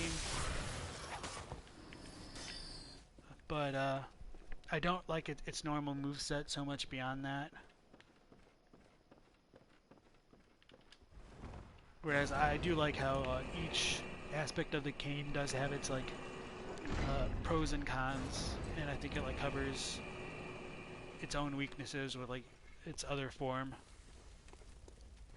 Oh, almost forgot the suspicious beggar.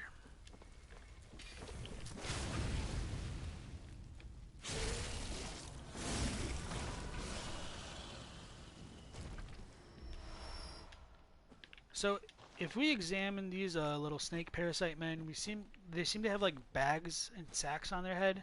It's unsure whether or not they themselves subjected themselves to this kind of existence, whether it was a church experiment gone horribly awry, or something they tried to like harness and control for themselves. One thing that I do like about like the Forbidden Woods is just these random little scarecrows, because they just seem like really out of place. Like, do we really think like a scarecrow is gonna scare a beast away or anything like that? Because it's meant for the snakes. I like to think that these scarecrows could be for like any potential trespassers. Like if we came from like up there where that windmill was and looked down, you might think, oh shit, there's a lot of people, and just not bother coming through. I don't know. It's very different, but I like it.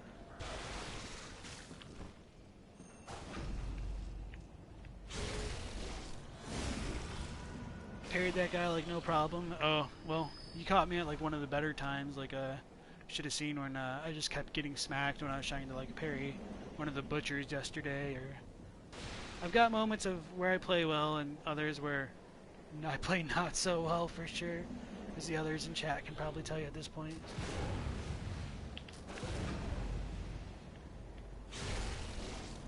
The safe is pretty good too. Yeah, that's a good weapon. I haven't used it too much. I probably should pick that up in one of my runs because you can get that pretty early, and it is really strong.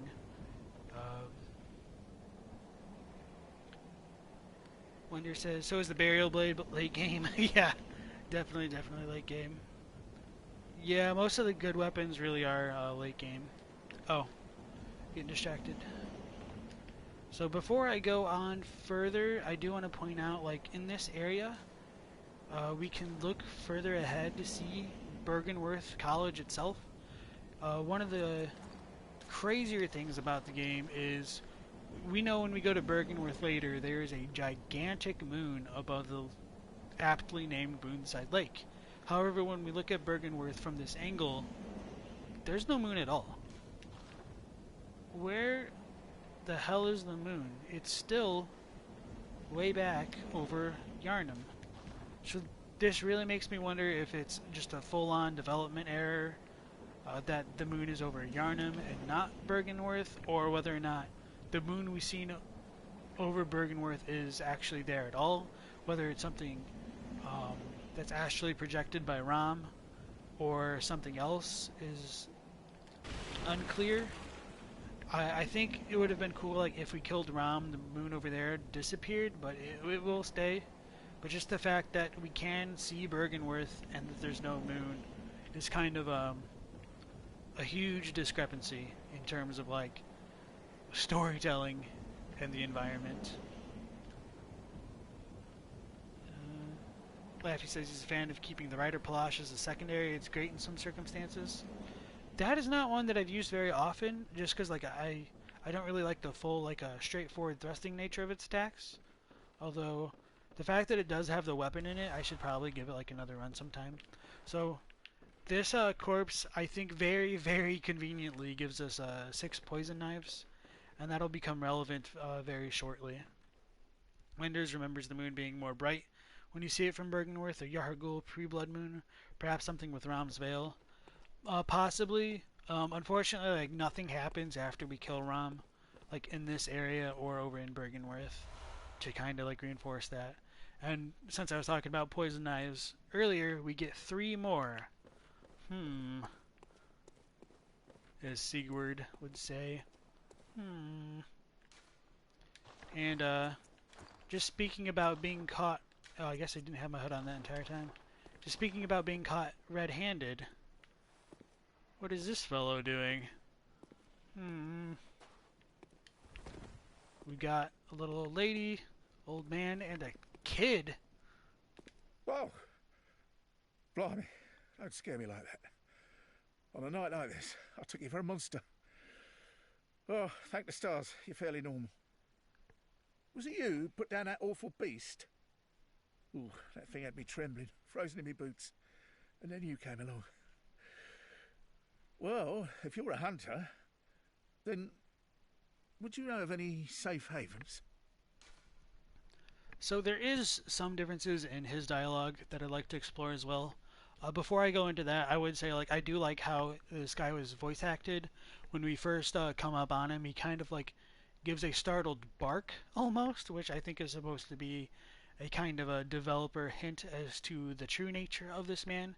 And as I said before, like, we literally catch us covered in blood of these people very clearly having eaten them.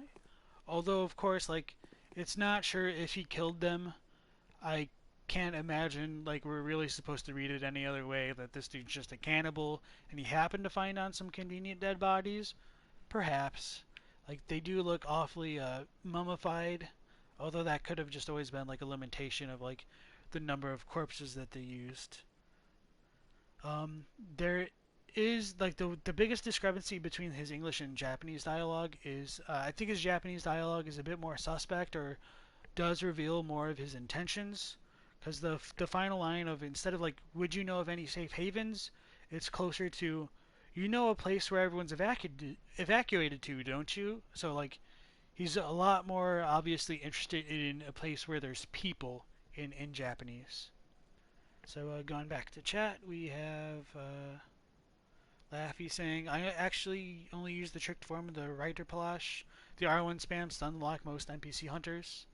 Yeah, stun lock for the win. He was spoiled on this guy's identity. I wonder if I would have figured out he was friendly or not my first playthrough.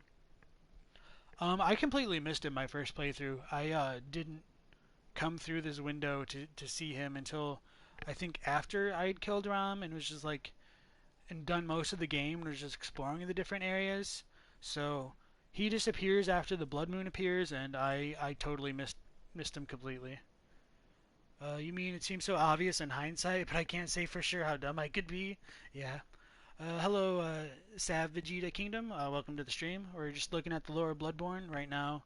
We've got this suspicious beggar caught red-handed, eating a child. Does surprise me that they managed to get past the censors, but who knows? So we can send him to the chapel or the clinic. Sending him to the chapel will kind of have some adverse consequences in that he will begin to kill the NPCs there. When we send him to the chapel, he doesn't stand inside it. He stands outside, which does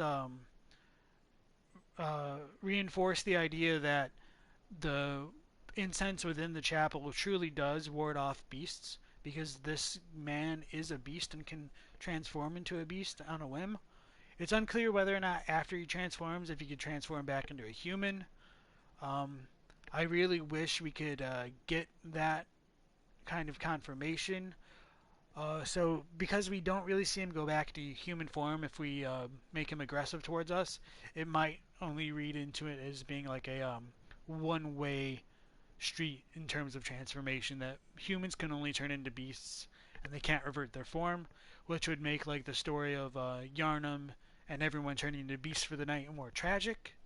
So I could see From going with that kind of storytelling, just because they really like to stab their players' hearts with like showing them how helpless they are despite like any good intentions they may have, or like how cruel the world that they've developed can be.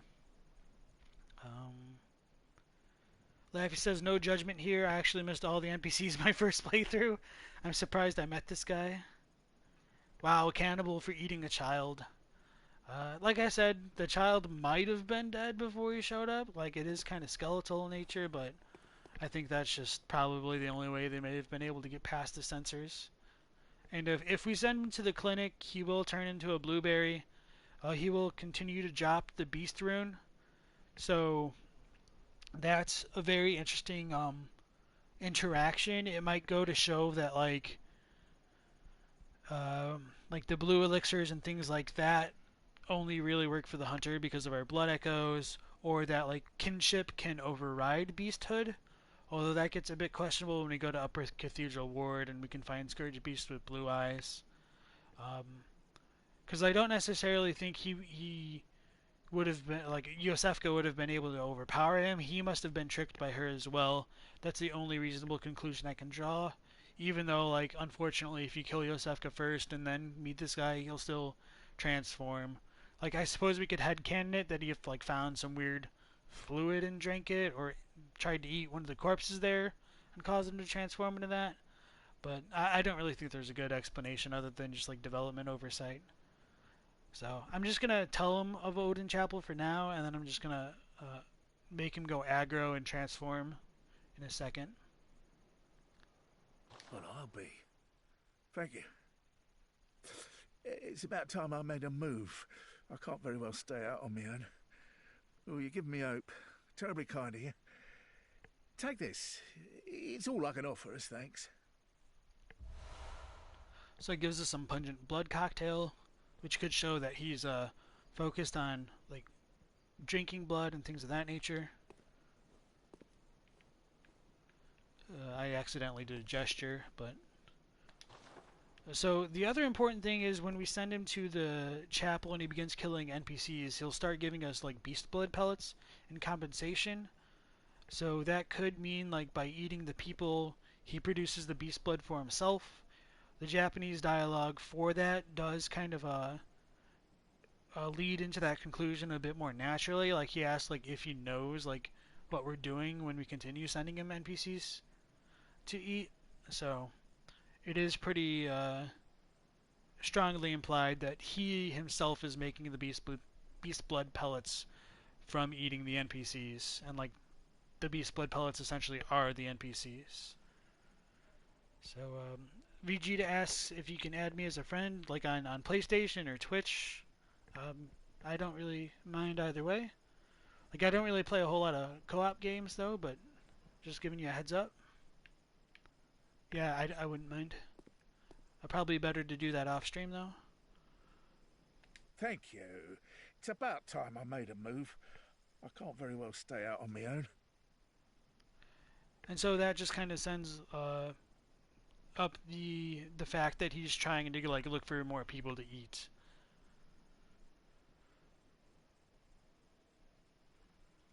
And we're gonna get rid of that bot.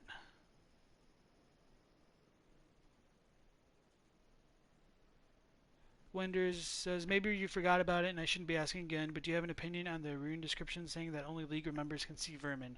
Did I forget to read the rune? I probably did. I'll look at that in a second. Ban another bot. Okay. So yeah, let's look at the impurity rune before causing this dude to go crazy. Impurity is a carol rune that transcribes inhuman sounds. This rune, discovered inside the forbidden beast eater, came to symbolize impurity and the oath of the League. Confederates of the League cooperate with hunters from other worlds and hunt to discover vermin. Vermin writhe within filth and are the root of man's impurity. Crush all vermin without hesitation. So this does use that same term that I had mentioned before that's equivalent to like the human dregs in Dark Souls 3. But rather than calling it the impurity rune, in Japanese the term for impurity is stagnation, or like arguably like dreg. But this might get a bit confusing because like the Canehurst corruption rune is literally called impurity, and so forgive me if it becomes like a bit like confusing. It's a little hard to keep track of unless you're really familiar with the two. So the idea behind the impurity rune is, or this rune, I'll call it the stagnation rune from now on, just to be a little bit more clear and consistent, is when a body of water stops flowing, all the dirt and impurities can fall to the bottom to create that kind of sediment from which perhaps like vermin can spawn from and things like that. So back to Wender's question of do I have an opinion on whether or not only League members can see vermin? I think that's tied to the idea of insight in general and madness. I think there's a good chance that by believing in something strongly enough, it can come to happen, or like it can become manifested in the world to some degree. So, like for example, like when we fight Vicar Amelia, she'll begin to pray and restore some of her HP, and I think part of the reason that works is because she feels invigorated by the prayer. It gives her strength as a person to rely on, and so that does help like her willpower get recovered as we're fighting her. So there is like some like an in-game universe explanation for how that can work out, but the whether or not only like being the League members being able to see it, it could just be because they get this rune that allows them to see it, and it could just all be mental, because as I'd mentioned before, like Volter can no longer see the vermin, despite it saying like only vermin can see them and like the whole world is filled with filth. I think it might go to show that like Volter no longer sees the world properly. He may be unable to distinguish like filth from anything else, so that might be why he can no longer see vermin at all, because everything might be vermin to him. It's a little bit unclear. You're very like free to disagree with that. That's just kind of like just a possibility that I'm offering out there. And Laffy thinks the rune looks vaguely like a centipede. Yeah, it kind of does, which does like relate to the idea of vermin being found within the like stagnation of this rune. And Wender says, now that I've seen the maggots and the circle on their bodies, you can see it too. The fandom wiki says it resembles someone with their arms up, bleeding from the wrists. One of my ideas is like if you were to take this impurity rune and quote unquote dangle it upside down, it would resemble that of like the hunter's mark, which is stated to be a dangling upside down rune. But beyond that, the impurity rune also has resemblances to like the formless Erden rune. Like if we turn this upside down, and like rather than like the three long strokes, like if it started to stop dripping and like just turn it into dots, it could relate to that.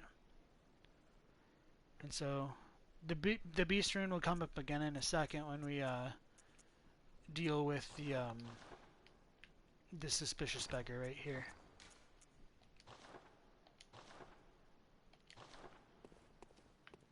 Oh yeah, I should definitely equip my developer cheat item, or 20 poison knives, because this guy, like, I could fight him. This little arena is a little bit small for it, and he's one hell of a beast, to put things lightly. What? Okay.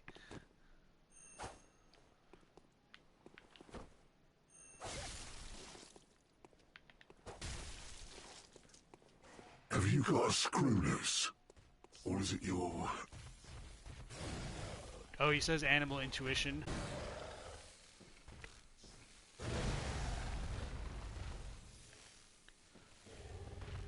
So this is what we call an abhorrent beast.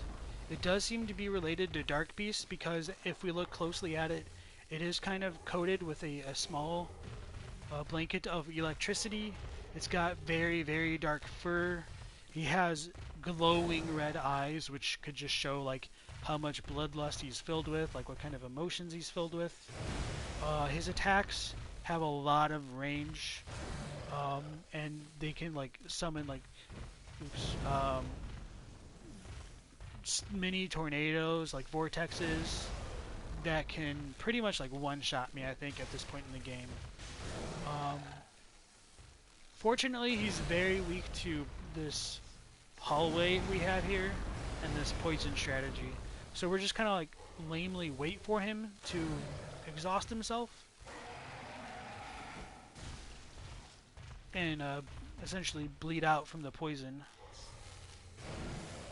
Yeah, you always accidentally walk too far and his dialogue stops.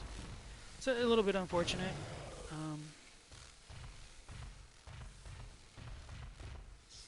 But you know what they say, like, play smarter, not harder.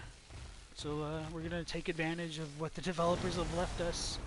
I mean, they only gave us, like, what, 11 poison knives right before this guy?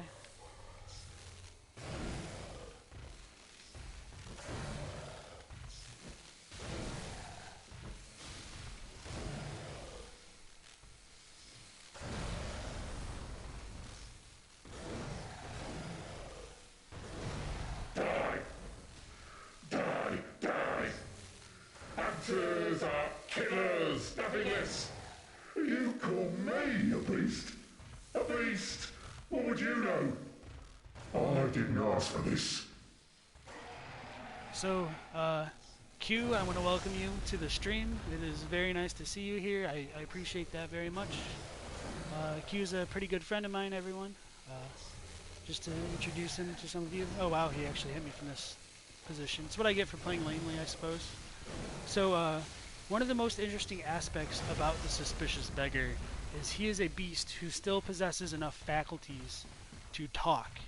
And not only does he talk, one of my favorite aspects about his character is he questions our morality as a hunter. He asserts that we are the true killers, like the true beasts. And I think this really brings into focus like some of the philosophical questions that Bloodborne brings up. Like, does becoming a beast really like make them terrible people?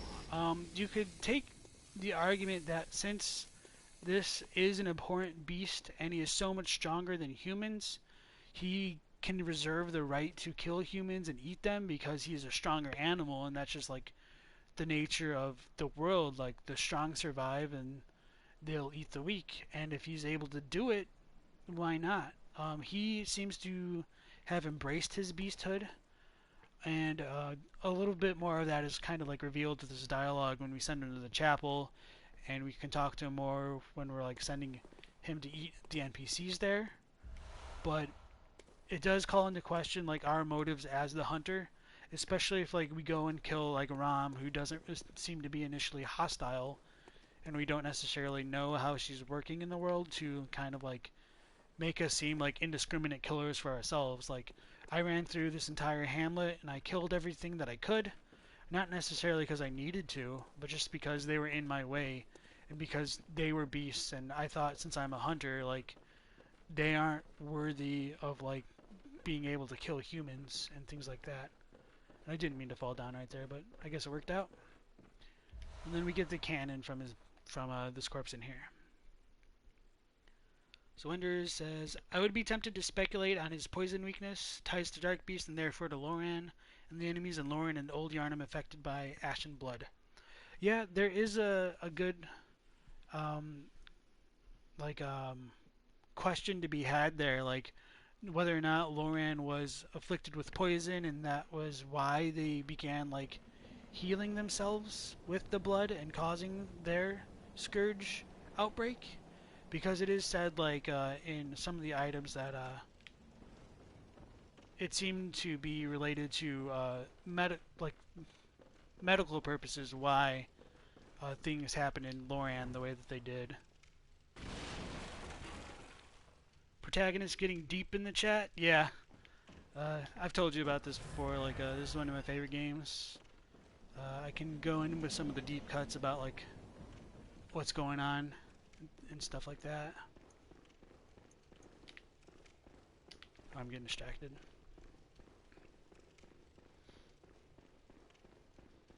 So how you doing, Q? Sorry I couldn't join your stream last night. It was a little bit late for me.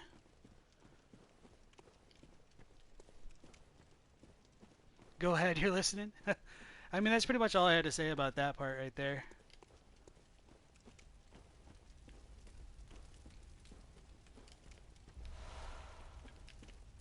Get some frenzied cold blood from that corpse over there.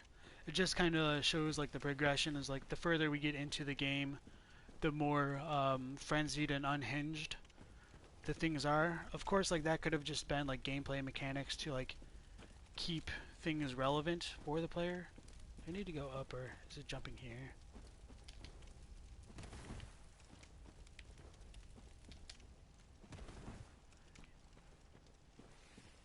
Explain why is this your favorite game? Well, it does tie into like a little bit of what I was talking about a second ago with like that gigantic beast that we killed lamely. I do like a lot of the setting, even though I know like you tend to like more of like the medieval style of Dark Souls. Oh, now I'm playing badly. It's okay. So I like this game a lot because I like the pseudo-scientific elements of it, like being able to look at the characters here and see that in their mind, like the motivations they had for acting the way that they did, they thought it was like scientific stuff that they were doing, even if it's some messed up stuff. Like there is a kind of sense to it, and they seemed more like self-motivated in what they were trying to accomplish.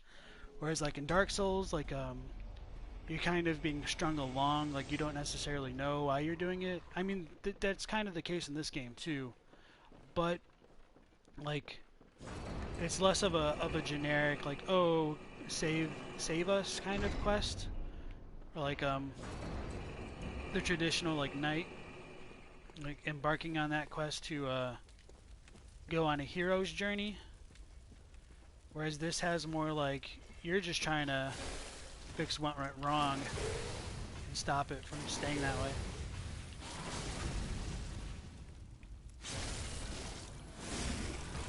How do I feel about Sekiro? I think it's a really good game, like on its own. I think it almost suffers from its own success in that, like, in order to beat Sekiro, you have to be really good at the game. Like, it forces you to get good. And that doesn't mean to say like you don't have to get good to like play this game or Dark Souls, but you have to master Sekiro. So like yeah, I think it makes like going through and playing on New Game Plus cycles a lot harder to do, especially because there's no PvP or different builds to kind of like switch things up.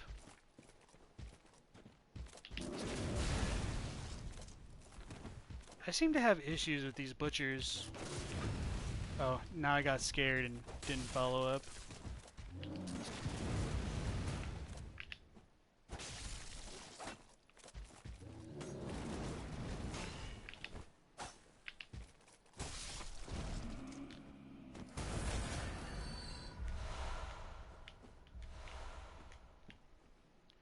You're pretty much more into the lore? Yeah. I like the lore of this game more. Like, it's a lot harder to understand, so it requires more investment. And so, yeah, speaking about the lore, like, we go into the woods and we still have, like, these butchers hanging around. And just talking about, like, the guidebook name Executioner, you wouldn't necessarily understand that, like, they're trying to harvest, like, organs and, like, bodies for their experiments. So I think this butcher being in this location makes more sense, as opposed to, like, some of the more random places we'll see them. But to be fair, like, they essentially, like, collect bodies from everywhere, so it doesn't really matter where they show up. Didn't you say you were playing DS1? Yes, I did. I did play the game and I beat, like, the DLC. I was doing some of the New Game Plus to, like, go for the Platinum. That's taken a bit of a backseat now since I've, like, started this lore run and I've been streaming a bit. Dressed like Tarkus with maiden skirt on. Yeah, exactly. The Tarkus set with the maiden skirt's pretty good. Really strong physical defense and a decent amount of the magic as well.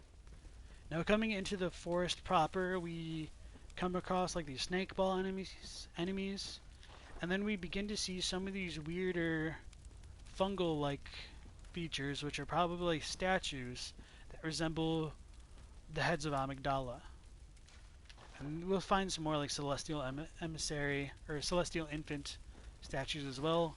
There's a ton of graves everywhere, and these snake balls are, like, almost like hydras, like amalgamations of tiny little snakes stuck together.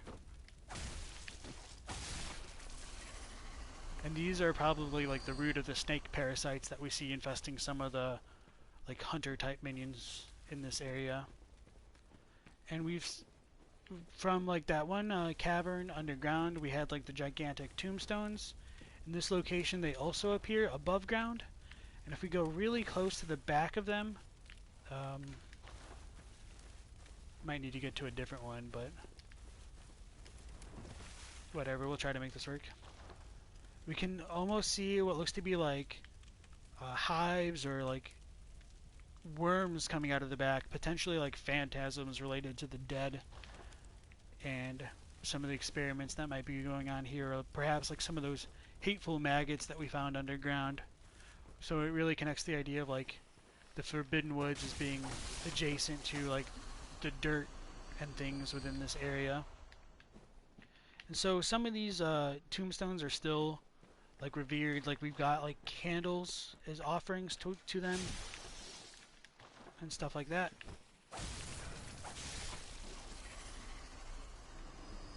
And they're gigantic, so we would almost think, like, these graves were for giants. And whether or not that's more symbolism as opposed to, like, actual giant creatures or people being buried here is a bit of a mystery. I tend to think it's more symbolic rather than, like, literal.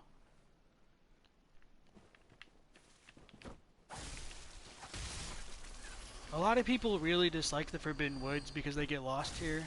I honestly haven't really minded this area so much. Like, it can get a bit confusing, I know, but, like, if you follow the lights, that's the general, like, path to go on. Messing that up. There we go.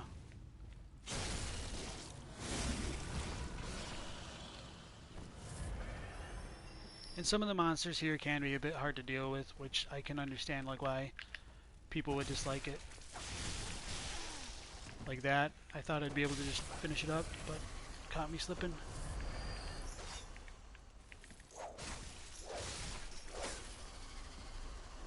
Wenders loves this place. It's good level design and rewarding to explore.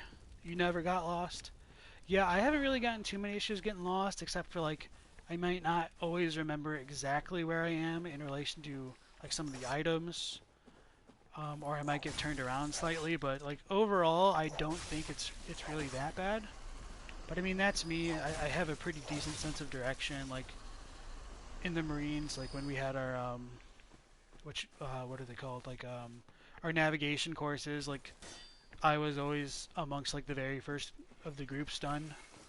So I suppose I really like shouldn't talk for others in that regard. But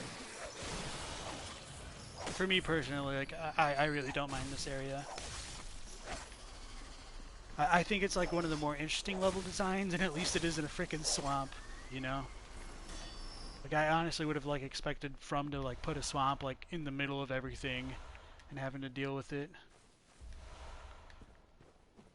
And I mean, like I don't mind the swamps too much, but they do just get a tad redundant and annoying.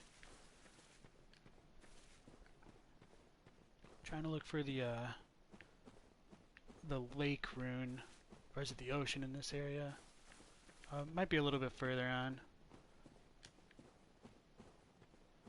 on. So I may as well like point it out now. Like coming off to like this cliffside, we can see the ocean or a giant lake. It's a little bit unclear how that works out. We can still very vaguely in the distance make out the moon, like towards Yarnum. It's a lot more clouded over now, and it'll stay that way throughout this area. So generally, like if you keep this like the lake to the right of you, it's pretty easy to go advance forward.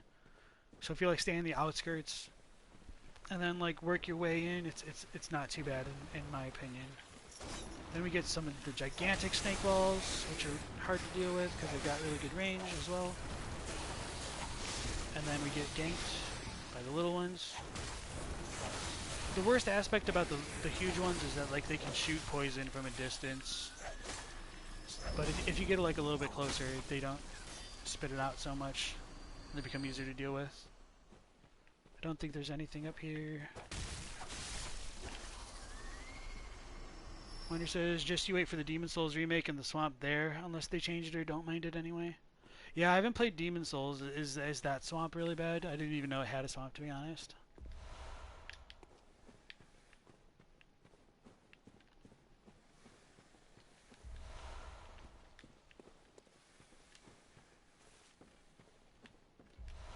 Some more thick cold blood. Some more of these gigantic graves.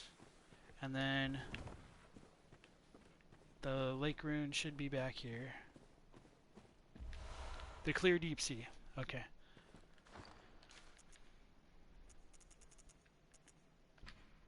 The clear deep sea is a secret symbol left by Carol, runesmith of Byrgenwerth. This transcription of the Great Ones in human voices depicts downreaching currents. This rune means deep sea and grants augmented resistance. Great volumes of water serve as a bulwark, guarding sleep, and an augur of the eldritch truth. Overcome this hindrance and seek what is yours. Part of the reason I always confuse the sea and the lake runes is because the last two paragraphs are the same. The deep sea rune does clarify that it's the voices of Great Ones as opposed to just inhuman voices. So that's something to keep in mind as we try to conceptualize how the Carol runes work in this universe. And I talked in pretty good detail about it yesterday, but Eldritch Truth is a term which is synonymous with the arcane stat, and I would argue it's a bit of a mistranslation, in that the final line is saying in order to obtain what's arcane and the Eldritch Truth, you must go beyond water or deeper into it, which is what I think relates to the whole idea of stagnation and impurity and liquids in general.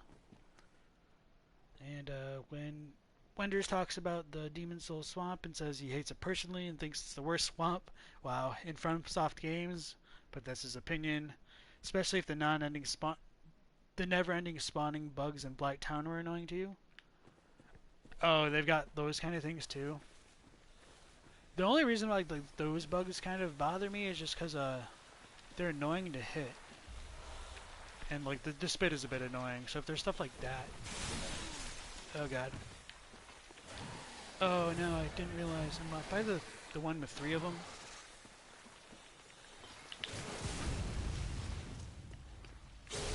That was lucky. I thought I was gonna miss it. So, if you look down here, we can see these two gigantic of the snake balls. Okay, good thing I only aggroed the one. So this area is pretty dangerous. I normally like would come in like following the path and then circle around back here. Kind of want to save those. Okay. So I'm gonna only try to aggro one of these guys at a time.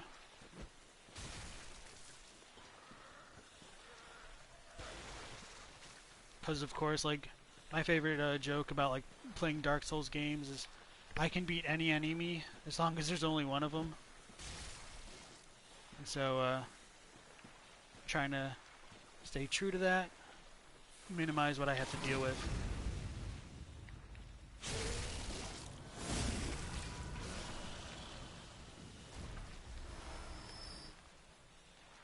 And so now that I got rid of one, I'm just going to try to sneak up and visceral the second guy.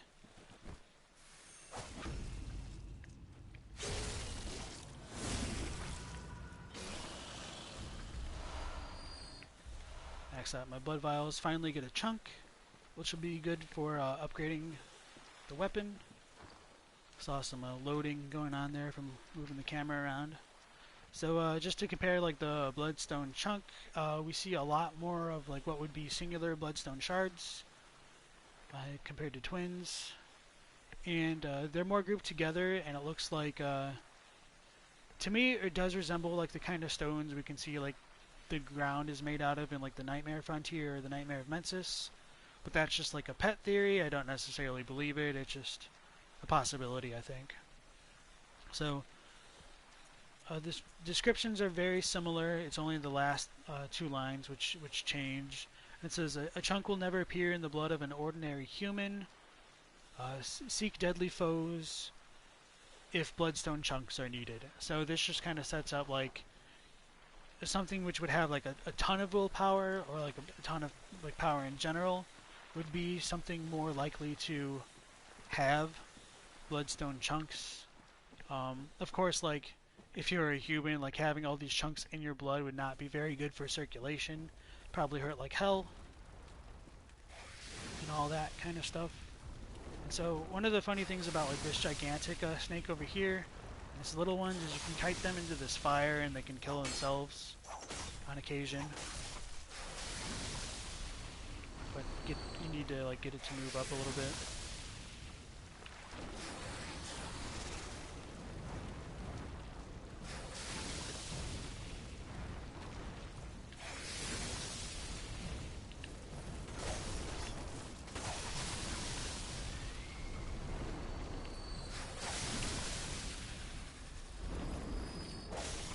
That's how you can very easily cheese that enemy there. And so delightfully died to a dead burning horse. And of course we don't have any idea of how long this horse has been burning. We just have to take it for granted. And that goes back to where this like little cave is. I'm trying to think of how I want to deal with these because they can be pretty annoying. I wish I had a few more Molotov cocktails just so I could cheese it, but we'll have to progress.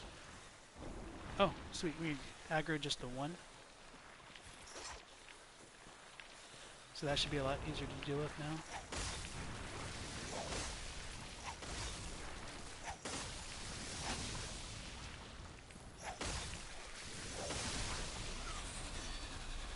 Again, using the cane to what I would say would be like its fullest potential.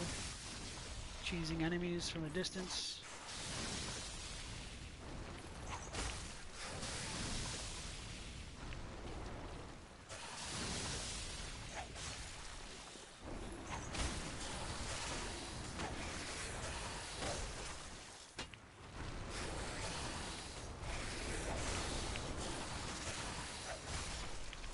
Alright, and so that's done.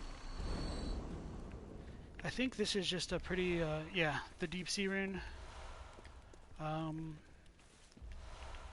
guess I should mention, like, the lake and the sea runes do offer, like, different resistances between them. So the clear deep sea one like covers poison, and then the normal one is frenzy resist. I don't really think there's like a whole lot of significance as to like the clear versus just the deep sea. It's just kind of more like gameplay mechanic. There's a lot of them, but just the idea that like the idea of water is enough to help protect a person from supernatural forces is pretty notable, I think. Trying to.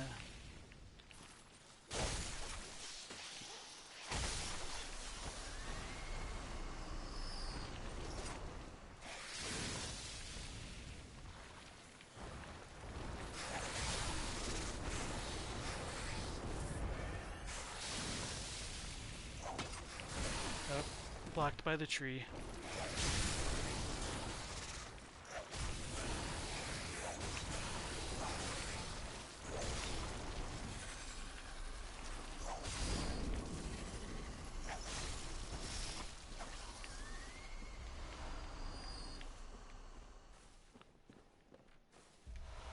Some more frenzied cold blood. So this should pretty much take care of like the left side of the map.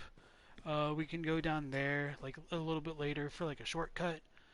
There's like a gate there that we can open, but right now it would just like lead to a loop, so I'm not too worried about it.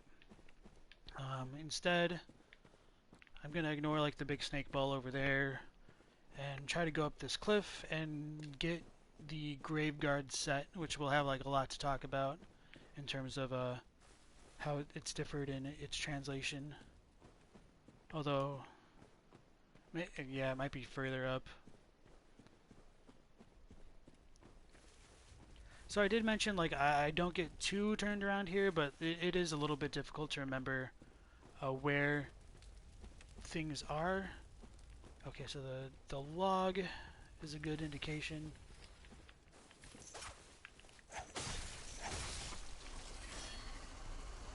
Because I don't spend like a ton of time in this area to like fully have it remembered. I just have like a good general idea of where everything is.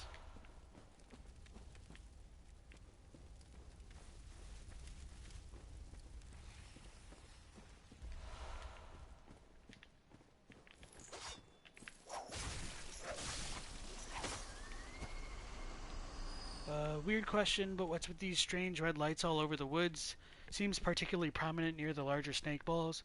Yeah, I don't think that's a weird question at all. It's something that I've definitely wondered. I haven't like come up with like a good explanation for it. We can see them coming around in the hamlet as well. But yeah, like they're definitely not normal lighting by any means. The red moon would appear over the woods later. I would like try to like rationalize it and say, oh, maybe that's like the sign that the pale moon's present the entire night, but that's not the case. This is where those two dudes were.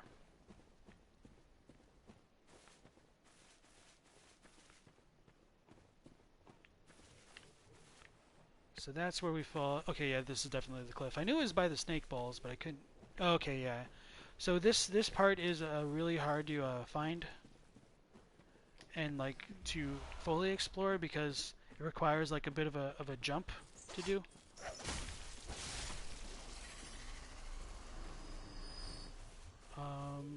Is it this? Yeah, okay. And it's pretty easy to fall down there, and we'll find some like celestial emissaries. So pretty much like if you're as you're exploring the area, you might see this body and be like, what the hell is that? And then like you have to explore to figure out this is where we can get the Graveguard mask. And I think we just drop down and that's where we get the rest of the set. Forbidden Woods is what I like in an area, in that you get totally lost and lose your sense of direction. Yeah, I don't think it's that bad. It's just kind of hard to remember where things are in relation to each other. Like, if you know the basic layout or, like, know some significant landmarks in this area, it's definitely not that bad at all, in my opinion. But a lot of people have, like, really bad senses of direction and get turned around just, like, you know, moving their camera like normal. And for those people, I feel a lot of sympathy for, really, just because that'd be a tough way to just kind of have to go through life, unfortunately. But what can they do about it? Oh yeah, the Graveguard set. So this has like potentially like one of the most story-altering interpretations that can be taken from the Japanese, and unfortunately, like the way that the English is written, it kind of locks out that possibility. So I'm just going to go through the English first and then talk about the Japanese like normal. So the Graveguard mask is the mask of Doras, the Graveguard of the Forbidden Woods. His pale countenance mimics the Labyrinth Watchers. Willem kept 2 loyal servants back at Byrgenwerth. When they were sent into the Labyrinth, they encountered the Eldritch Truth and went mad. One became the password gatekeeper, while Doras became a Graveguard of the forest. Both remained loyal even in madness. So this does set up that the first the password gatekeeper, who was already dead that we talked to, was the other servant of Willem, and so Doras is like this corpse here that, you know, like not even really matching like a naked person or whatever the Graveguard set looks like. So those are his 2 servants, and in Japanese, the idea that he sent his 2 servants into the labyrinth is ambiguous. Like let me look at it again. So shitagao can mean like to follow. So it could be read that like Willem sent his followers into the labyrinth and they were obeying him, and in that kind of sense of the word follow as in obey. Or it could mean it a bit more literally, in that Willem was in the labyrinth and his 2 servants were following him, like behind him or like accompanying him, and while they were there they came into contact with, instead of like the Eldritch Truth, like the arcane, like that kind of supernatural force, and it caused them to lose their sanity. And one reason why I think this kind of interpretation is very important is because it could help us understand Willem's fate and how he is the way that he is. Because the way that he is written in English right now, it seems as though like he was kind of always the man behind the scenes. Like he was the head of Byrgenwerth, sending people out, doing his business for him, like with this description. Whereas if they were accompanying him, it gives him a much more active role, and the chance for the wow, that snake man rudely interrupted me. So if Willem was already out there and like working in the labyrinth, it would give like a reason for his kind of like transformation that we'll see later on.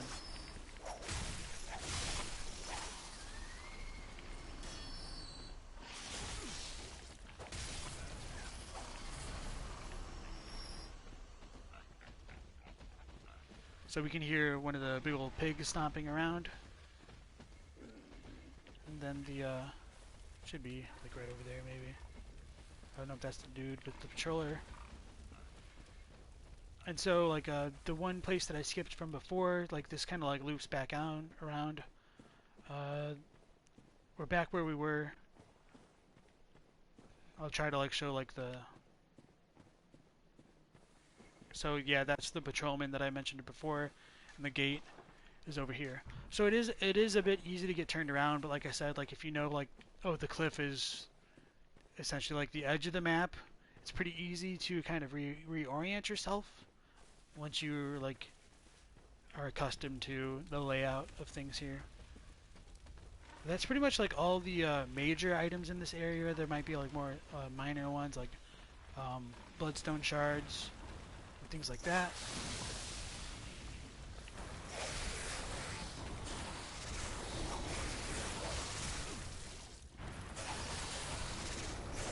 Take advantage of rallying.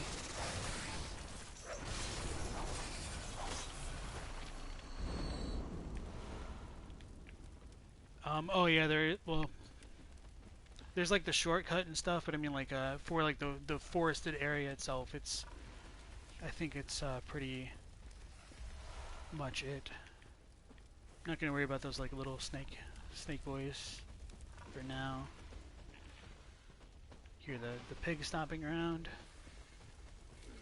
And pigs are like known to wallow in filth, so that kind of like matches up. This guy will call in reinforcements.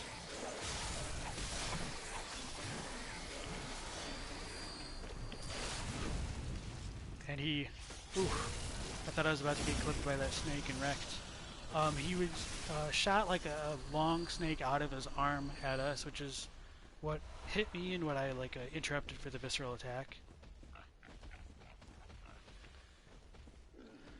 And so this log starts to bring us towards like the smaller marsh area, not like a full-on swamp or anything like that, but it'll lead us towards the like the shortcut. You can hear the pig and see it like stomping around over there. It's very loud, all things considered. So we get like this little pool of water, and it's got like these nice little fireflies floating about.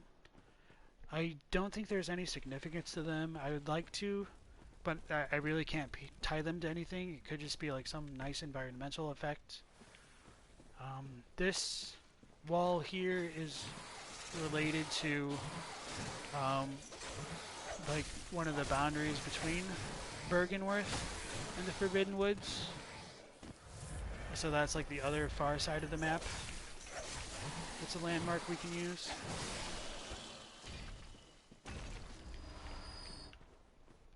And this will lead up to the shortcut of that, like the first windmill that I showed off much earlier.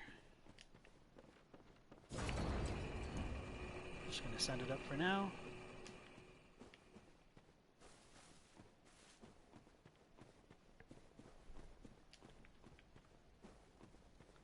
Top 5 PS4 games, definitely.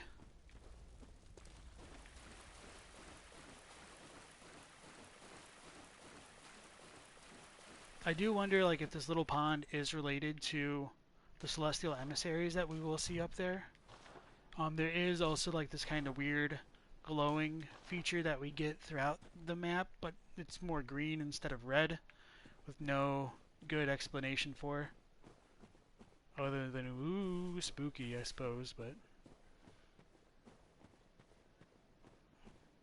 it's definitely not part of the normal lighting scheme. This area can be a little bit dangerous, just because the blueberries can grow some like spores and start shooting like arcane attacks that can like kill the player in one hit. Get some more Madman's knowledges. Oh, what's my 5 top PS4 games? Oh, that's a good question. So these are like the blueberries that have the spell type effects. And one way that we know they'll have the spells is because they have like those tentacle-like tendrils coming out of their heads. Fortunately, they can be... Oh no. Stun locked pretty easily, and they don't have like a ton of health, but they can hit pretty hard and like kind of stun like you as well. And from that we get the anti-clockwise metamorphosis. And sorry, I'm not trying to like ignore your question, it's just getting a little bit distracted.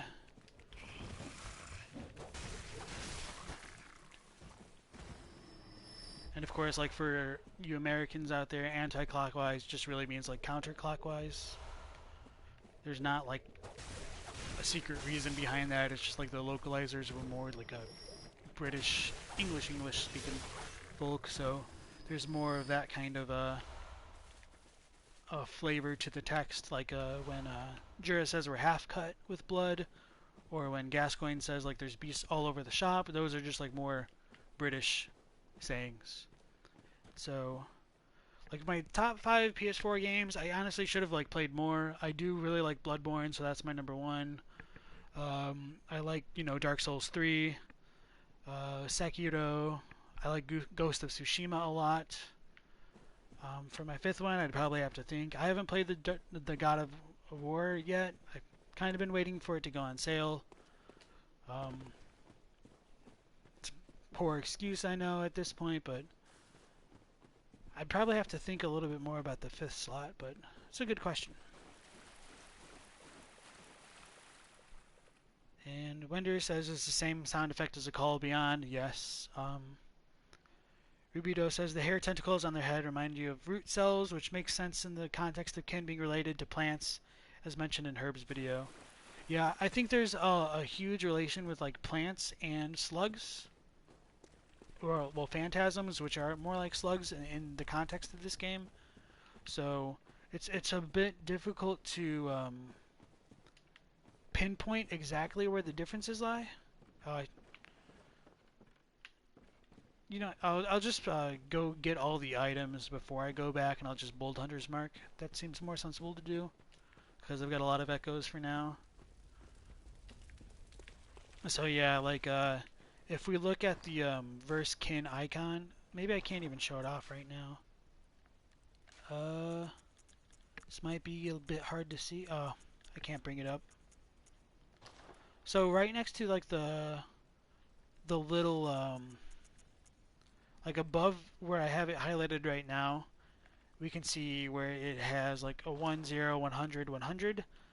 The first 100 icon is that of like a little tiny slug, I think, and it's for the damage against the kin enemy type, and then the werewolf looking like thing to the right is obviously like damage we deal against beasts. So I think like that's a very good indicator that like the kin type enemies are related to slugs and phantasms. And later on, like with the milkweed rune, we can like discover that the slugs and phantasms are related to what do you call it? Flowers.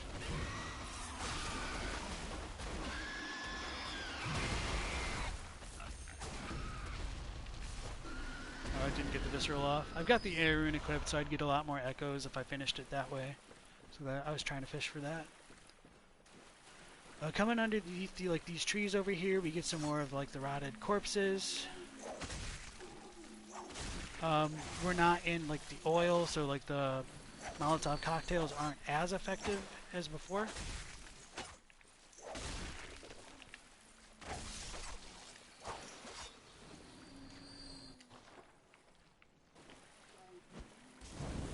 But they still do like a lot of damage because these guys are weak to fire. I think partially because they were probably burned before they died.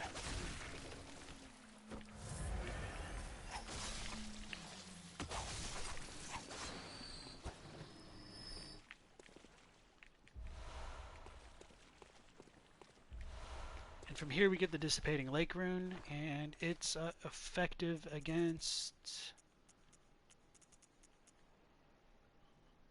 bolt damage. Yeah, I think you should be able to post the links. I don't think like Automod will stop it. So yeah, that's the versus kin icon. Thank you for linking that. And it is definitely a slug. Coming this way, we got some more of those like little corpses in the water. And another pig just kind of doing its own thing. It can also get kited into, oh no, the flame and get dealt damage.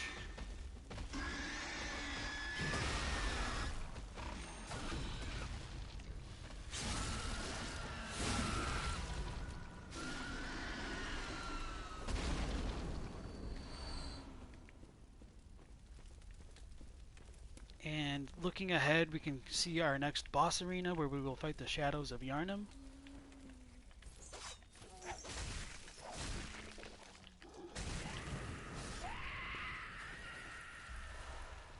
Sharp Blood Gemstone.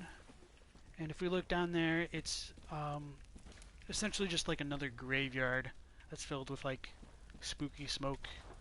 And when we go down there, like we'll see the moon like over that direction as opposed to back up towards Yharnam, which can't really make out right now, but it's that way.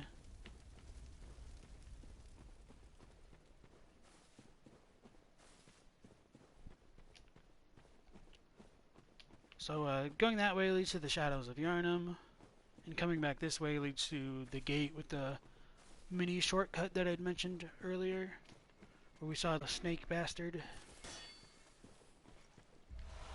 we get another clockwise metamorphosis. Oh, and I guess I didn't read the metamorphosis runes. Damn it.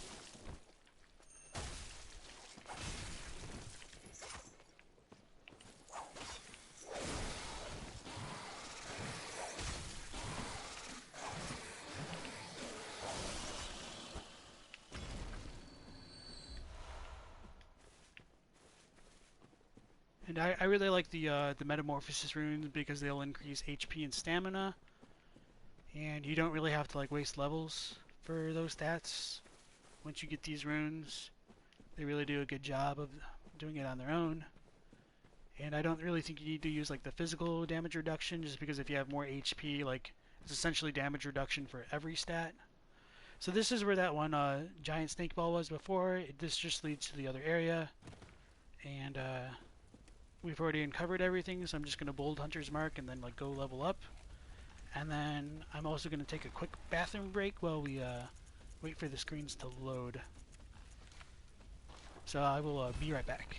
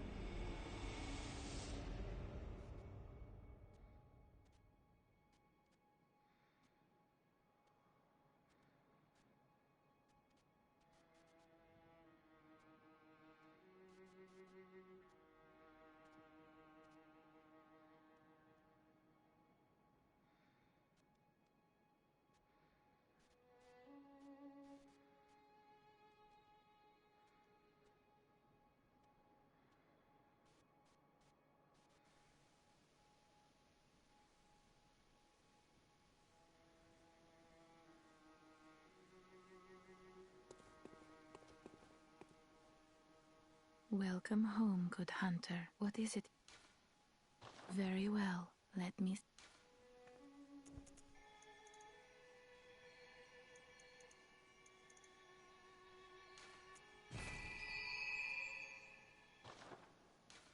Farewell. May you find...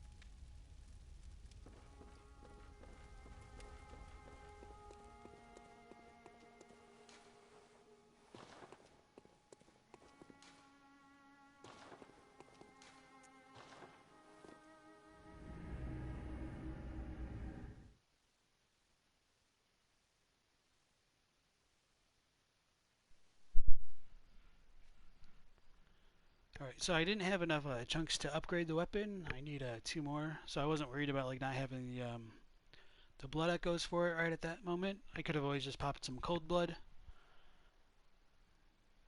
And when we go back to the Forbidden Woods, I will be sure to check out the metamorphosis runes. So clockwise metamorphosis and anti-clockwise metamorphosis do have some similarities between the descriptions. The anti-clockwise one is another secret symbol left by Carol, and the twisted cross means metamorphosis. It's rotated anti-clockwise. This rune boosts stamina. The discovery of blood made their dreams of evolution a reality.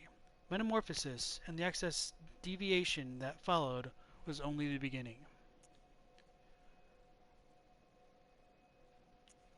The the regular clockwise one is pretty similar. I don't really think I need to read that, so I will just go into the Japanese differences. And the the idea is mostly the same. It's just like the final paragraph, which is a little bit differently. It says, "The discovery of blood brought them dreams of evolution. The diseased or perhaps perverse metamorphosis is considered its beginning." So I do think there is a bit of a difference in like in the way that it's set up, but generally it's like when people first started to take the blood, they thought like it was kind of a miraculous cure, like a drug that got them high on life. So that's like the main reason they enjoyed it at first. But as soon as people began to transform, the members of the healing church realized that there might be something a bit more to the blood, and if they could control the transformations that the people are undergoing, it could potentially lift them above their base humanity and evolve them into something greater. I suppose I did forget to check to see what gems I could equip, but that shouldn't be too big a deal, I hope.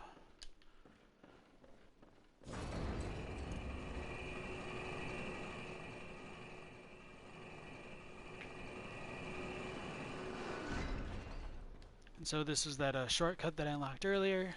We're back to like the area with the water.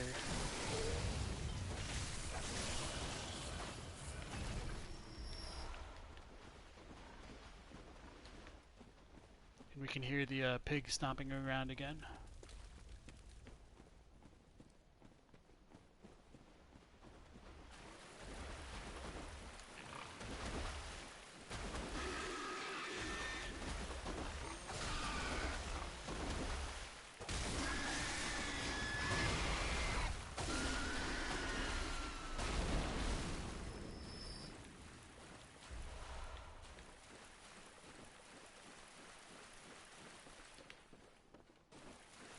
I always see like a glow over here, and out of the corner of my eye, and I think it's an item, but it really doesn't lead to anything.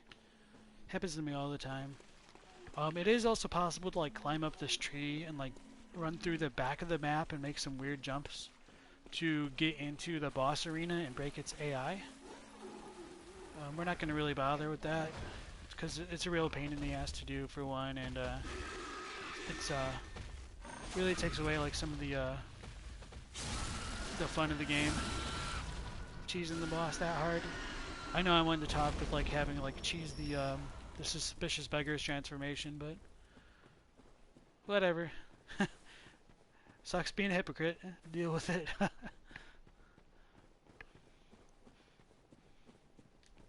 So maybe we can see the moon from over here. Maybe not quite. I could probably run over there, but it's not that big a deal. Oh, I forgot to equip the League rune. With that, we were able to summon Yamamura, I believe. And he could help us with this boss fight. I don't really think I need any items for it, now that I'm actually, like, paying attention to the beginning of a boss fight for once. So these Shadows of Yharnam will spawn out of, like, the mists. There's 3 different variants. Like 2 that have, like, a katana. 1 that holds like the candle and does more fire-based attacks.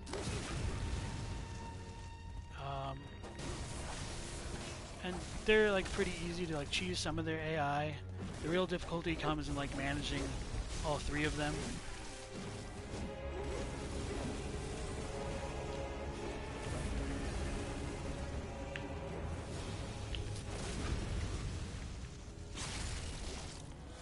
Like that fire attack.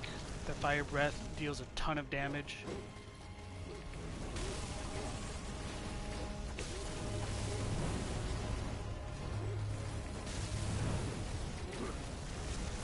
Oof. It's like a bad lunge.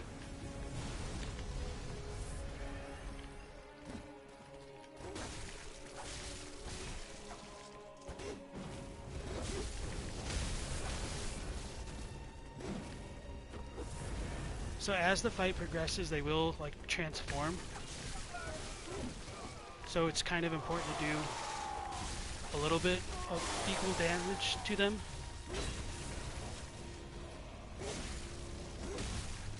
And when they transform, their attacks will change as well. So that worked out really well. Oh no.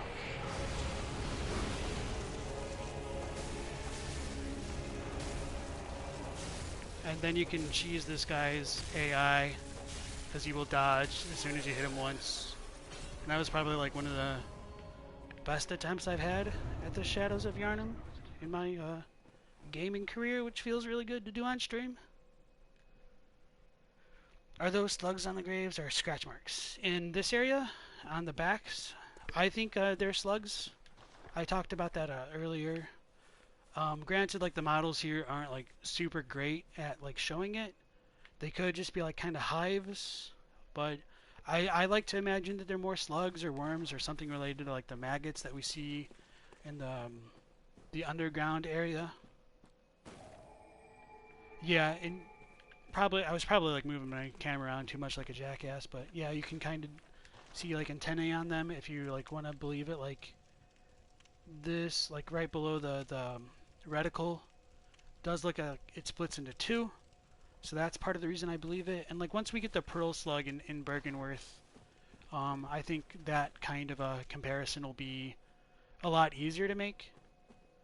And so like these cloaked figures resembling like Nazgul or the Shadows of Yharnam, we believe that they are the bodyguards of Queen Yharnam, partially due to the rune that they've dropped, which is the Blood Rapture rune. The Blood Rapture rune is a Kara rune that transcribes inhuman sounds. Blood Rapture is the raw euphoria of the warmth of blood. It restores HP with visceral attacks, one of the darker hunter techniques. This rune resonates with servants of the Queen, carrier of the Child of Blood, who yearn for their Queen's blood with little hope of requitement. For them, they find solace in Blood Rapture, that serves as a surrogate for their desires. So I think this is a really good description in terms of like setting up the mood and a lot of like the backstory of like Queen Yharnam and how it will relate to like Queen Annalise later. Like one of the unfortunate parts about that was just like I think how much distance they inadvertently gave into Queen Annalise versus Queen Yharnam, because in the Japanese text they're both referred to as a blood queen, and so like that's supposed to be the big thematic tie between them, whereas in like the current localization, Annalise is just called like the Queen of the Vile Bloods or the Vile Blood Queen. So it's just something like keep in mind. Like Queen Yharnam has her own bodyguards, potentially with the Shadows of Yharnam. So this could set up a kind of like link between the cultures of Thumeru and those of Cainhurst. So if Queen Annalise, who is the Blood Queen of Cainhurst, had people who would do her bidding in the hopes of obtaining part of her blood, and we will see that kind of relationship play out if we like do the blood drug quest line. That can potentially tie with what Thumeru may have done themselves. So that's like the most information we can get from Thumeru is by comparing the current state of things, and well, maybe not so much current state, but like the state of the civilization of Cainhurst. I think there was a difference with the Japanese. So the largest difference is something I will talk about a little bit more as we go through the game. It's the idea about the queen being the carrier of the Child of Blood. I think the Japanese text for this at some point was more literally like talking about a carrier of the Child of Blood, or like the bearer of the Child of Blood, like the mother of the Child of Blood. But I think through the development of the game, they kind of stepped away from that idea, and I think there was supposed to be like the stronger idea of Annalise potentially having a Child of Blood, that potentially being Murgo or something similar to Murgo. And what the final version of the Japanese came to was a woman who was holding like the Child of Blood. And so the idea of like bearing, like becoming pregnant with a Child of Blood was replaced with embracing children and infants. And the only reason why I'm really making a big deal out of this is because it was changed in development, and I think the idea of embracing infants is more of a nod towards like the second and third endings of the game, where like when we first meet the moon presence, it descends from the sky and holds the character in their hands before like the rest of the ending plays out. So the idea of embracing infants is something that will come up again and again, and that wasn't brought into the final like version of the English text.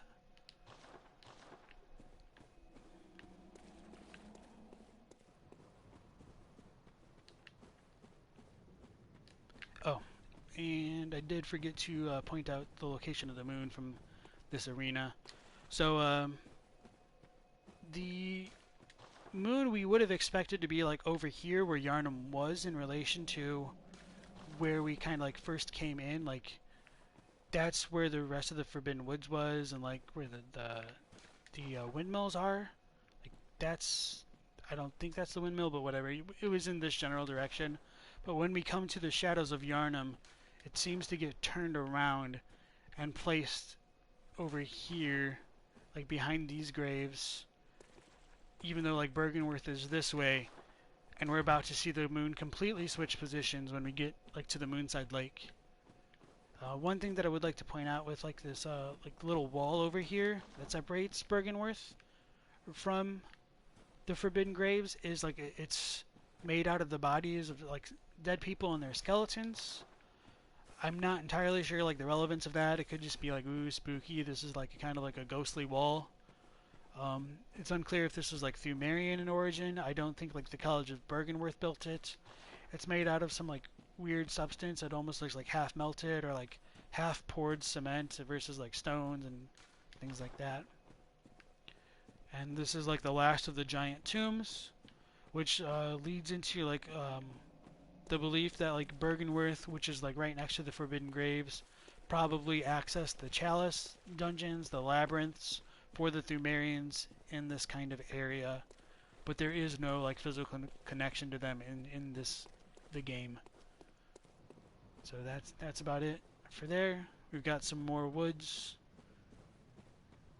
leading us in an avenue towards Byrgenwerth and some abominations of potential scholars there.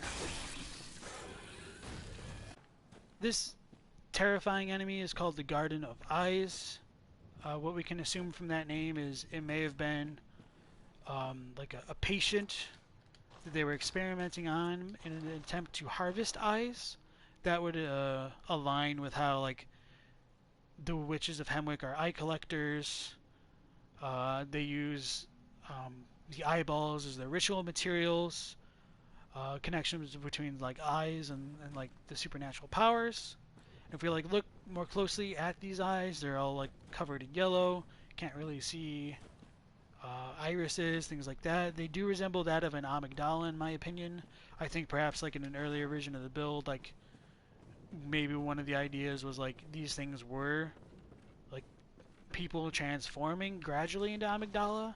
There are of course some differences, like their back legs are more like spider feet as opposed to like hands that amygdala have. They've got like these tiny like bug-like wings on the backs of their heads. But that being said, they've still got like these like little tentacle things like coming out of the front of their faces and stuff like that. They can jump onto the player and do like a frenzied arcane attack, and I'll show that off in a second too. And so looking at the chat, we've got Henrik and the Madara brother. Their slugs on the graves. Yep. You can see the antennae. Diluted pupil. You suck.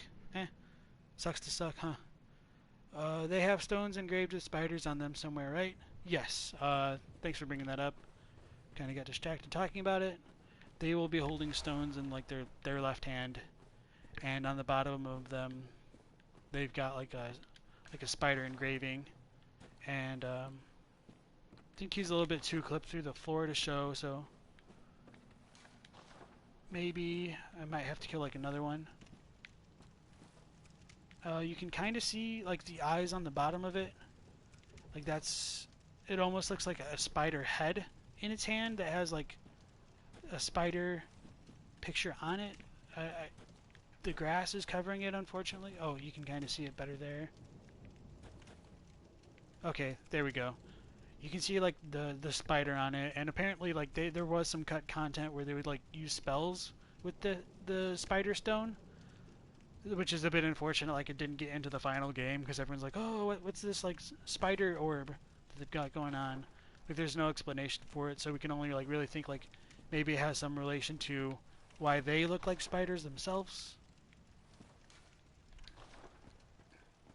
But those are the Gardens of Eyes, and as we start heading into Byrgenwerth, we do get some more of the statues, but they do have a different kind of appearance.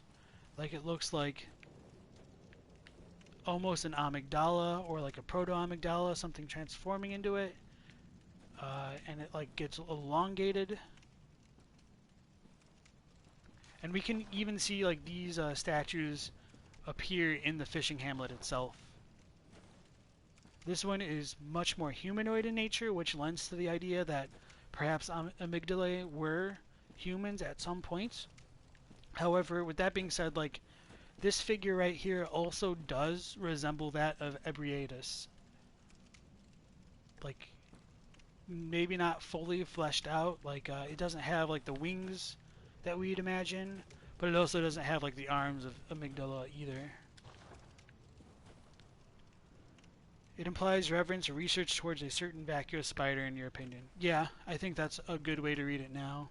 Or like by examining like the ties to the spider, that may be like what caused them to transform into their current shape. And we finally gain access to Byrgenwerth itself, and we can't see the moon now. The forest over there is covered in mist. And we light the lamp.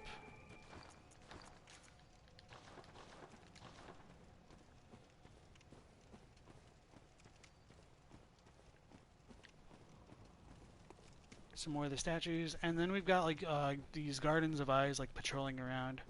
Now I'm gonna apologize in advance for the pain this might inflict on all of our ears, but I do want to kind of like point out like one of my tinfoil theories of connecting sound to everything like related to the arcane, is that when these dudes grab us, you will hear us like a faint chiming of a bell.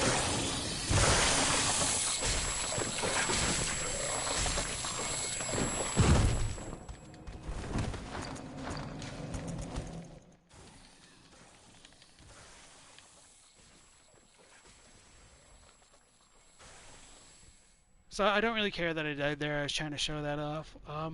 I don't know if you guys heard the bell like sound. It kind of like goes in between like the insectoid sounds, but I think that is supposed to like represent like a strong connection to how sound can traverse like dimension, and it does connect like the arcane to the waking world.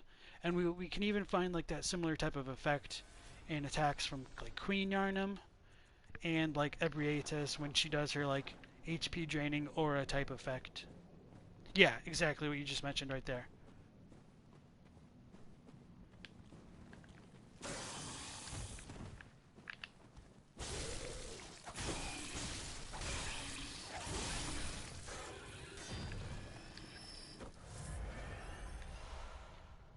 You know she does damage to people near her when she uses that. Yeah, exactly.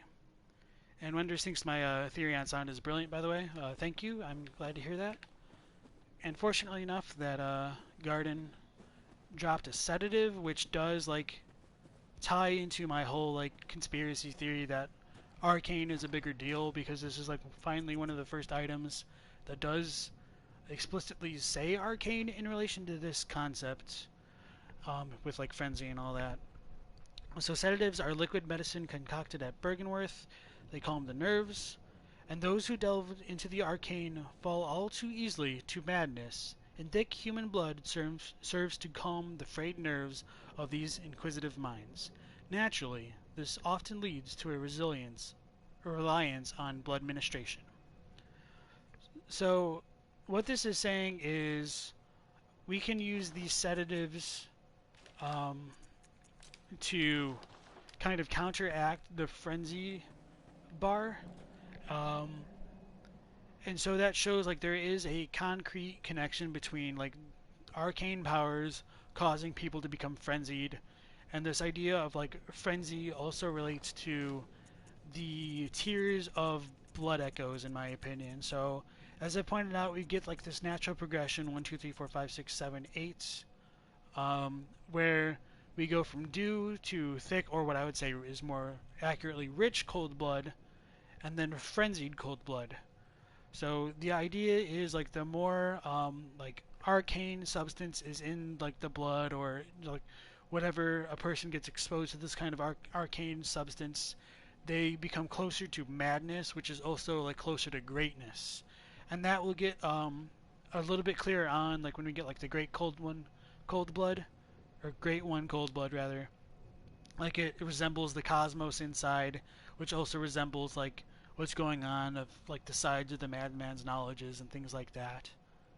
And later on, when we encounter the brain of Mensis, like all of the like corpses near it will have great cold one, or not, they'll have great one wisdoms on them, as well as like the frenzy spears, which in my opinion should make it very clear that like frenzy equals insight, and therefore if sedatives can clear frenzy, and sedatives clear like people being exposed to the arcane, then therefore arcane is frenzy, and therefore arcane is related to insight. I know that might be a little bit wordy, especially like spoken aloud, but let me know if that didn't make any sense. I probably won't repeat it, but I just want to make sure if like I'm making my point strongly or not. Sedatives are made from blood. Well, I shouldn't be surprised. Yes.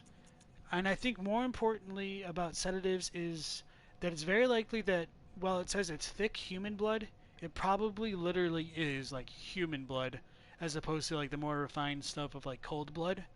Because when you use a sedative, and if you're like using the beast blood pellets with the temporary transformation, it'll also clear away temporary beasthood as well. So in addition to frenzy, it clears beasthood, suggesting like it's not the type of blood that like would cause someone to go blood drunk or go mad.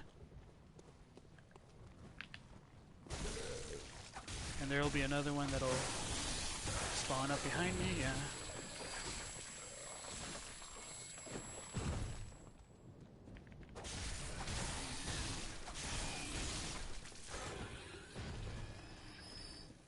Very close to going frenzied myself. Oh, I can use the sedative to show it off. So that obviously clears the frenzy meter, even though I would have been safe. And the one thing that I do like about like the Garden of Eyes outfits is like they're the kind of like pure white, almost patient type of garb. I think with the inclusion of the DLC, like one conclusion we can draw is these might have been the patients of the research hall, or related to the patients of the research hall, especially if like the brain fluid is said to begin like the eyes on the inside, and we get these kind of eye-filled figures later on in the game. So, Hyper Sniper, welcome to the stream. You ask for the sedative and arcane. It seems as if this was a treatment commonly used by scholars then, if I'm not mistaken. Yes, that is what is implied in that description there. So those who delve into the arcane fall also easily to madness. And so the basic idea is because Byrgenwerth was exploring like the chalice dungeons and the tombs down there, they were more likely to come into exposure with something to drive people mad, which I will talk about in a lot more detail when we get to Willem up here in a few moments. And so they needed a way to kind of counteract what they were coming into contact with. And so sedatives is what they developed. And the fact that it's like related to blood administration is just like a similar idea. So we get another brain sucker. Oh god. So he's gonna steal like 2 points of insight, I think. My precious insight that I've been hoarding. I don't know why I'm slashing. I need to stab him.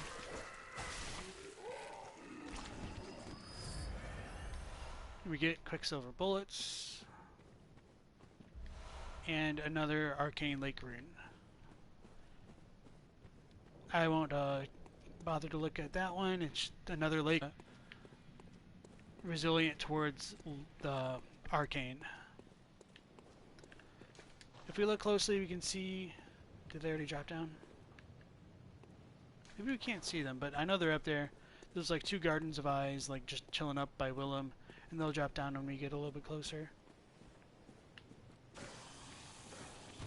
Yeah.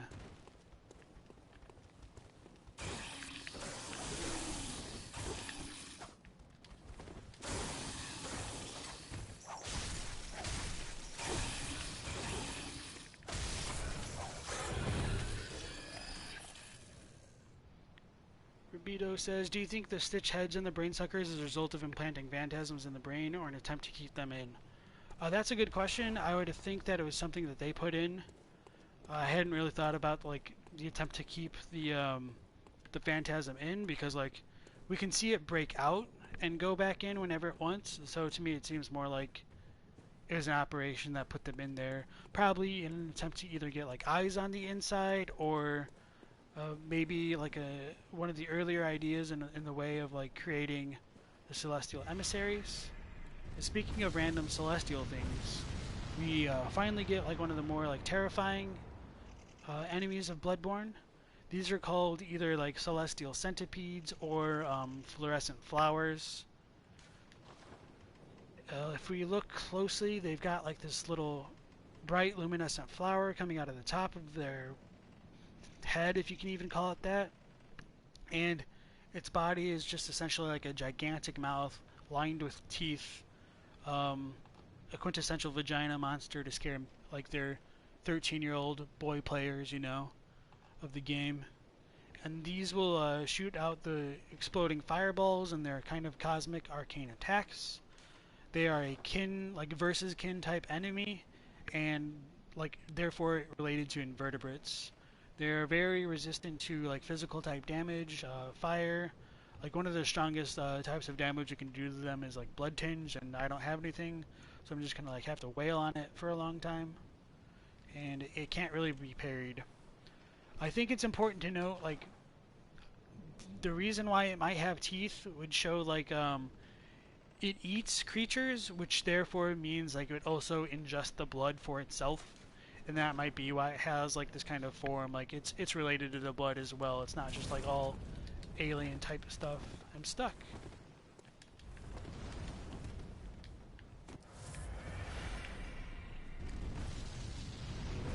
Dangerous fireballs it's got going on.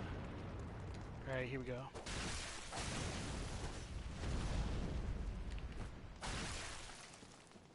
And when you strike these things, if you notice, like they bleed a bright silvery gray color. It's not the typical red that we've been seeing of most enemies, and I suppose I should have pointed that out with like the brain suckers and stuff too. So there is a thematic element to kin type enemies bleeding a gray color. And once these things get defeated, they kind of just fade away. In the Chalice dungeons, like their little head flowers can drop, and it almost looks like kind of like one of those like little parasite things. And here we get the Great One's wisdom, and I think that's related just to the fact that like coming over here we begin to like get one of our like largest revelations into like some of the more cosmic horror related elements of the game. And so like having more like wisdom gathered in one spot compared to other places in the game is to kind of highlight the significance of that. So where were we? A quintessential vagina monster. Yeah, pleasant to think about, I'm sure. That sound effect I got my dog's attention for sure. Some more Madman's knowledge just to kind of show like I think that link between the arcane goings on here and insight in general.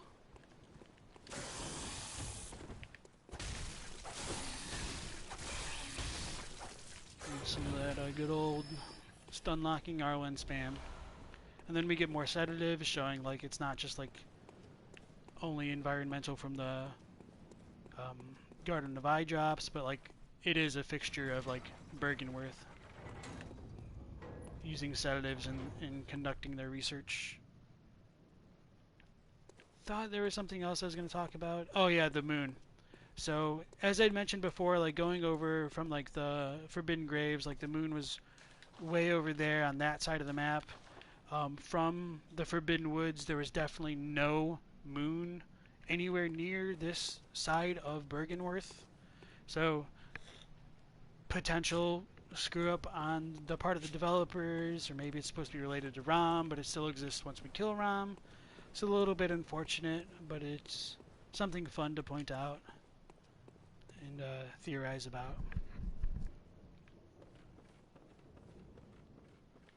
Coming into Byrgenwerth, we get like a more refined type building, especially compared to that of the Forbidden Woods, like higher quality furniture, flooring, treasure.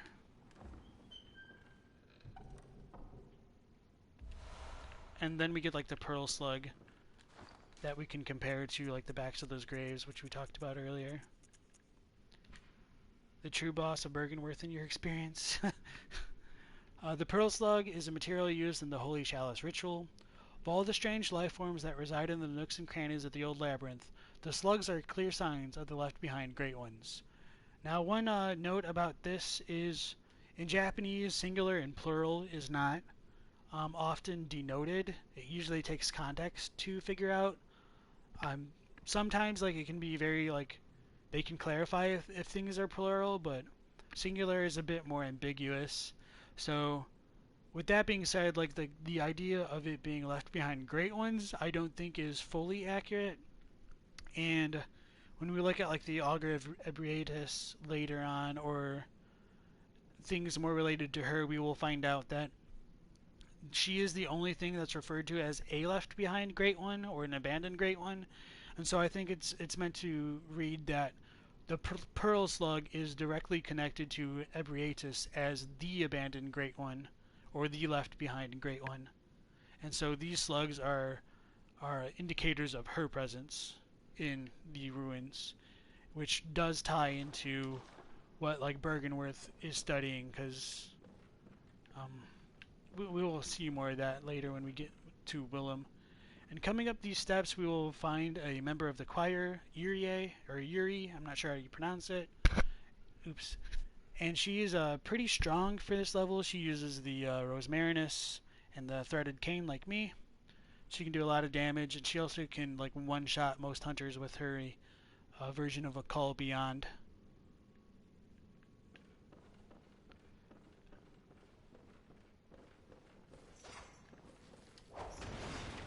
And she is immediately hostile upon her entrance in here. And I'm going to cheese her by stun locking her with my R1 spam. And then once I run out of stamina, I'm just going to shoot her a bunch because I can. And I should have visceraled there, but I was spamming.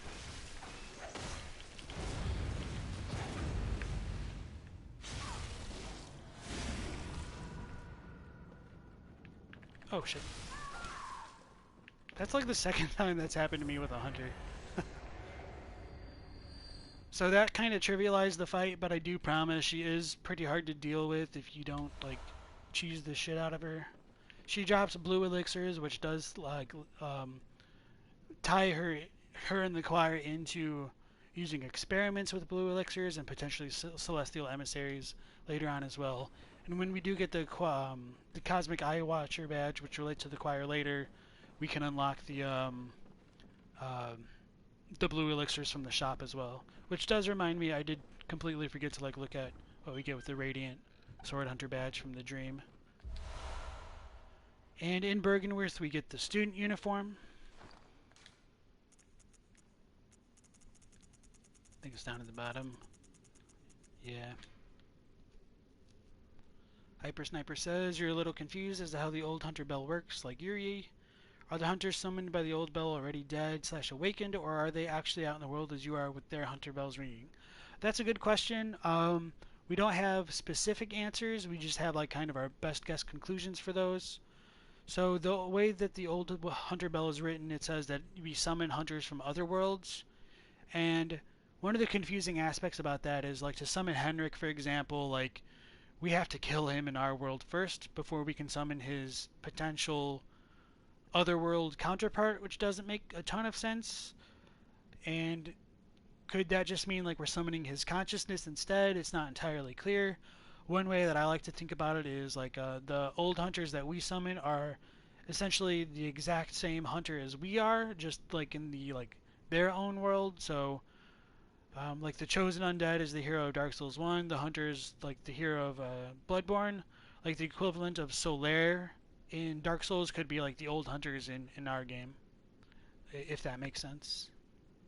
Wenders says, do you think her being in Byrgenwerth implies that the choir wants to retrieve or protect anything in Byrgenwerth? I'll go into that a little bit more after I look at some of the notes here. Aren't the Bellwomen necromancers in a way?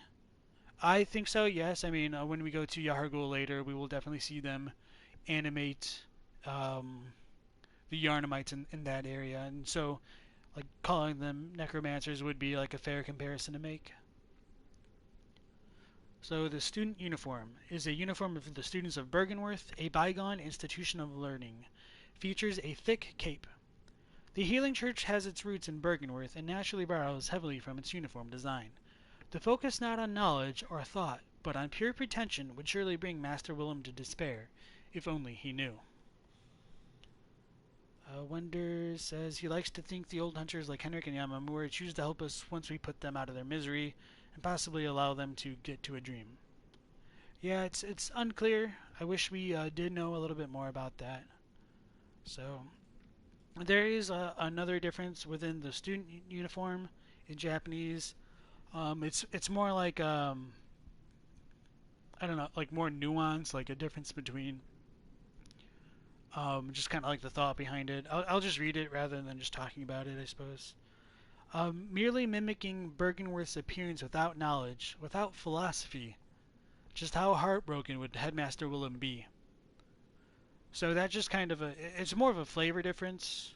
I tend to prefer like the Japanese reading of it, but other than that, everything else is pretty similar. Wender says the Madaris brother is just angry that we killed him, so he doesn't. Hyper Sniper says that's really uplifting. You like that explanation?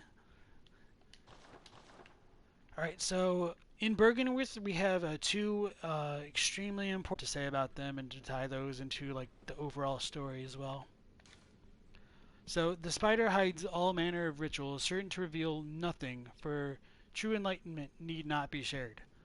I believe the Korean for this is the same as like the Japanese, so I don't know why they came to like this interpretation of it. Rather, I'll read it and then we can like talk about that more in detail. I just need to find it. Okay. So, the spider hides all rituals. They must not be exposed. The insightful truth is something not everyone needs to understand. So this, I believe, sets up the idea that they know how Ram is working, and they are using Ram to shield what they're doing from like the general populace. They don't want everyone understanding what they're doing and trying to like stick their noses in their business and stop them. So the whole thing about the insightful truth is not something everyone needs to understand, is what I would argue a developer hint that like if you did have enough insight, you'd be able to begin to perceive the rituals that are ongoing. And once we get 60 insight, we will be able to hear Murgo crying, which I think is supposed to be what this note is indicating towards us. That's more easily seen in New Game Plus, where you can immediately start with 60 insight.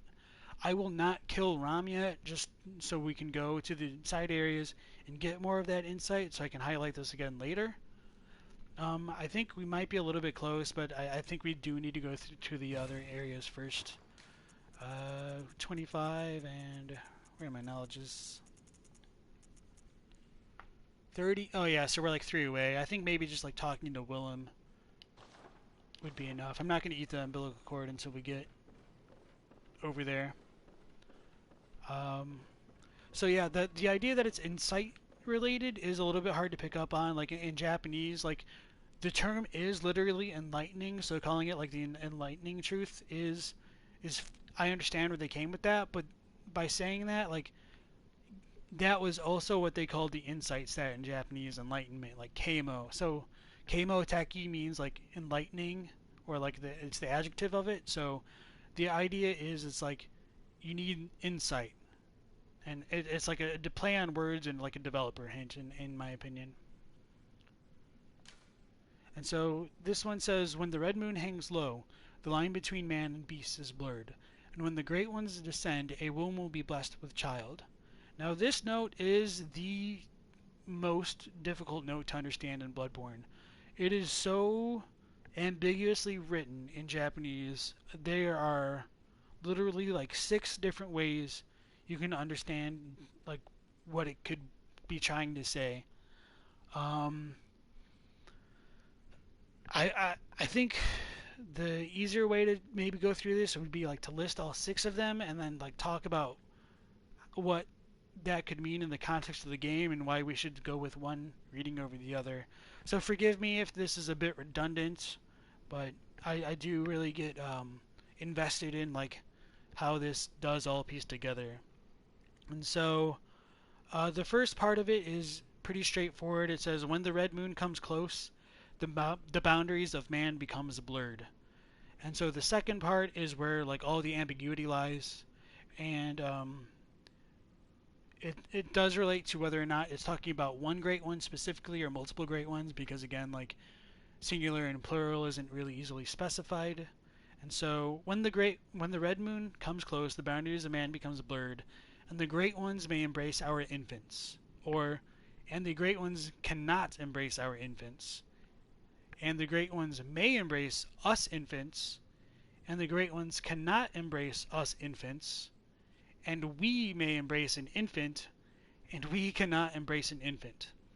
Now, if you notice what I've said, there's quite a hell of a difference between being able to embrace something and not being able to.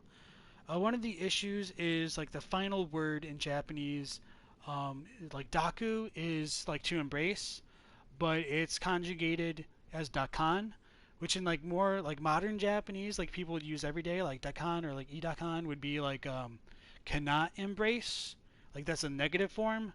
But in archaic Japanese, like that is an expression to like represent a volitional form, so like shall or may, like so it's either you cannot or you may or you shall do whatever it is they're talking about. So that's where like a lot of the issues lie. If the great ones come down and embrace our infants, that can make sense in terms of like the moon presence coming down and embracing, like trying to embrace Murgo or like grab Gehrman as its surrogate child, or like how Murgo's wet nurse comes down and like goes over the crib and probably takes Murgo for itself. So that's how I think that could relate to the description if that were true. And if great ones can't embrace our infants, I don't really think that makes a whole lot of sense, just because that's not really kind of what we see. And so the great ones may embrace us infants, I think becomes really relevant if the whole idea is once we do the second and third ending, like the moon presence comes down and embraces the player, and calling us infants could just be like tied to how we can become like it's the moon presence's infant or its surrogate child. And the great ones cannot embrace us infants, again, like I don't really believe it's talking about it that way.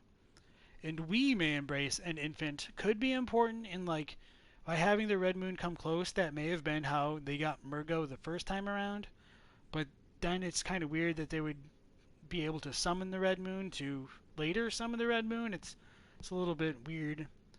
And then the final line is, and we cannot embrace an infant. That could be relevant if we do consider like Murgo is formless and so it got transported to the nightmare or something like that. So of all of these readings, I think the most likely one would be that the great ones can come down and embrace either them as infants or embrace their infants, like people's infants. So I'm sorry that was so long-winded and so unclear despite all of that effort. Let me know if you have any like questions about that, or if anything was unclear.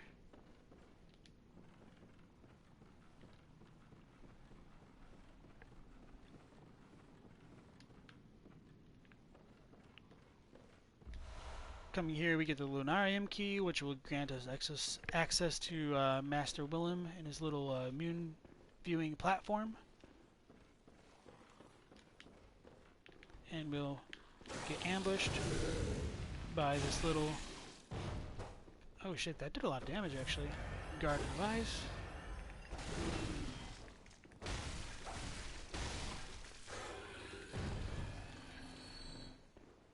And then we will gain like one of our first arcane hunter tools. The empty phantasm shell. So going through the Lunarium key. It's the key to the Lunarium facing the lake on the second floor of Byrgenwerth College. In his final years, Master Willem was fond of the lookout and the rocking chair that he kept there for meditation. In the end, it is said, he left a secret with the lake. And that, of course, is more or less a reference to Ram. It's in Japanese, the line is like, I think it's a bit more active in that, like, Headmaster Willem loved this spot, swaying in his rocking chair in his later years, and it is said he hid a secret in the lake. So, it's not so much like leaving a secret in the lake, like this was more deliberately done, and so this could tie into like how Yuri is here, and whether or not the Healing Church is actively working to keep Ram hidden and away from like hunters like us from messing up their plans and conducting their rituals. It does seem Willem had some knowledge of it since it's hidden as opposed to just left. So that's just kind of food for thought.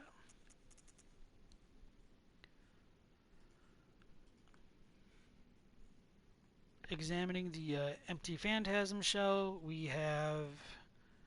It's an empty invertebrate shell that is said to be a familiar of a great one. The Healing Church has discovered a great variety of invertebrates, or phantasms as they are called. Shells with slime still harbor arcane power and can be rubbed on weapons to imbue them with their strength.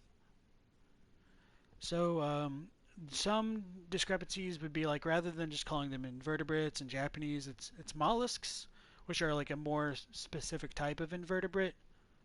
I don't think it's like that big a deal, but the idea of mollusks does tie, like, great ones ties to the sea as being more significant, like, so where that kind of thematic connection does get tied to. The Healing Church calling them all like phantasms, I think, is an interesting choice of words, because phantasm is a synonym for ghost or a spirit, and like the Japanese term that they use for phantasm is also equivalent to like how we wouldn't necessarily like say like ghost or spirit, like they use an alternate word for it as well, so it doesn't quite have that same feeling as like ghost. Wonders has to go. Thank you for streaming. See you tomorrow. Thank you for joining me and asking questions and taking part in chat. Have a good day. I'm about to end pretty soon anyway.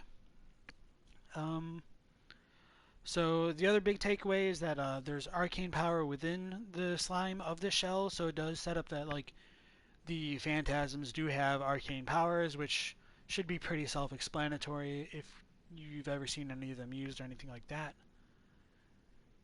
And the other portion is like the phantasm shell calls it a familiar of a great one. In Japanese, they use the same term as augur, like the augur of Brietus. So I'm not sure why they called this one a familiar and like the augur of Brietus like an augur. Like it's not a familiar, it's like a harbinger of great ones or something like that. Like it's an omen of great ones in some ways. So this is, so like the phantasm shell is related to great ones to some capacity, probably because it is a phantasm.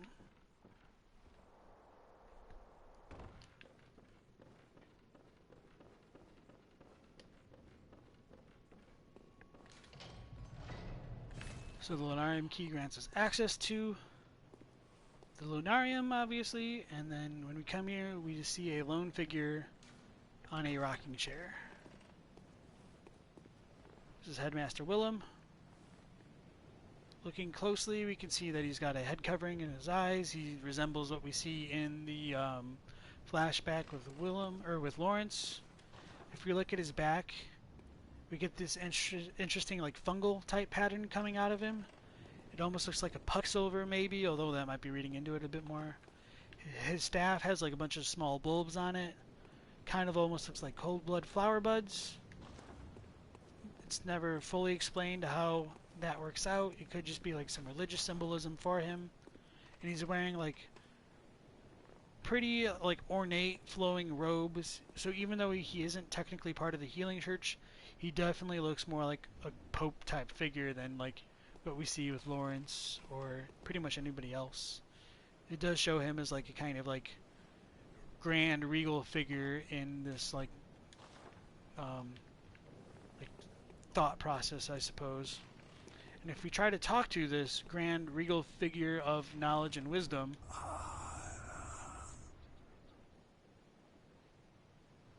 he just mutters at us incomprehensibly, and we get 2 points of insight. He points us to the moon as a hint to like kind of go down to the Moonside Lake and encounter Ram. It's unclear whether or not like he wants us to kill Ram or exactly what his intentions are. He might disagree with the Healing Church and be like saying go that way, you need to go that way.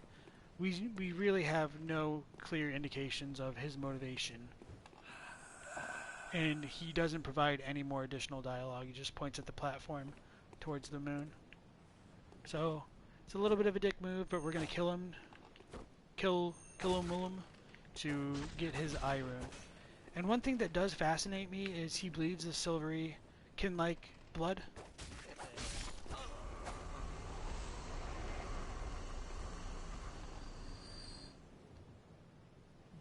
But unfortunately, if you do have like the kin type gems equipped, it doesn't do any more damage. So he's not really a kin type enemy. He just might be similar. He gives us the eye rune, which we will talk about right now. It's probably one of the last things we'll do for the stream. And this will be a bit of a doozy in terms of like alternate readings when we look at the Japanese version of the text. So the eye rune is another secret symbol left by Carol, the runesmith of Byrgenwerth. It's a transcription of I as spoken by Left Behind Great Ones, allows one to make additional discoveries. The eye symbolizes the truth Master Willem sought in his research. Disillusioned by the limits of human intellect, Master Willem looked to beings from higher planes for guidance, and sought to line his brain with eyes in order to elevate his thoughts. So what I had mentioned much earlier in the stream with like the Dora's Graveguard item set would be that it was a possibility that Willem himself did go down into the Chalice dungeons and his servants were accompanying him and like literally following him rather than just obeying him and following him in that sense. Hyper Sniper says, if you remember right, it says that Willem would have been proud of his runes, which insinuates that he doesn't know what they are, however he drops one, which is a good point. I don't believe you're in one of the previous streams where I did look at the Rune Workshop tool. In Japanese, the line for that does differ and makes it more,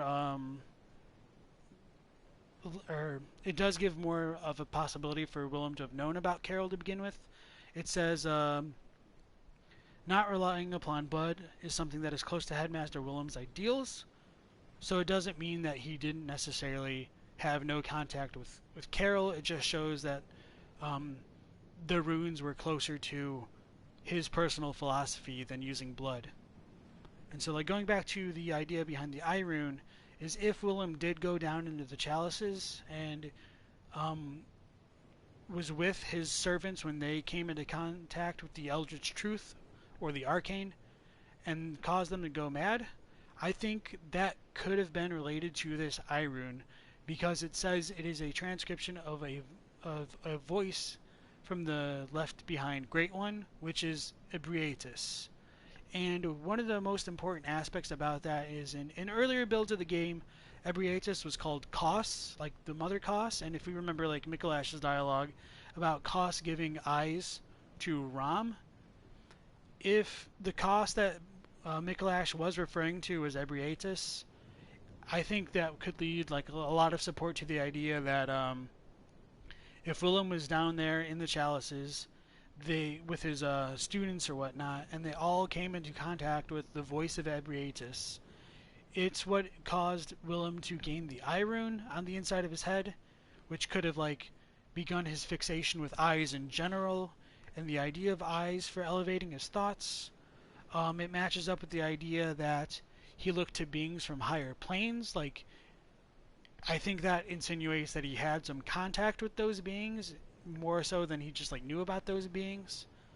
So, if Rom was potentially one of them, and Ebrietas' voice gives the eye rune, I could see how Mikolash could say like the Ebrietas version of Kos gave Rom eyes, and that could have been like what he was imploring.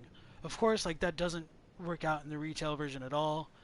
We could just say, oh well, maybe Mikolash just went crazy.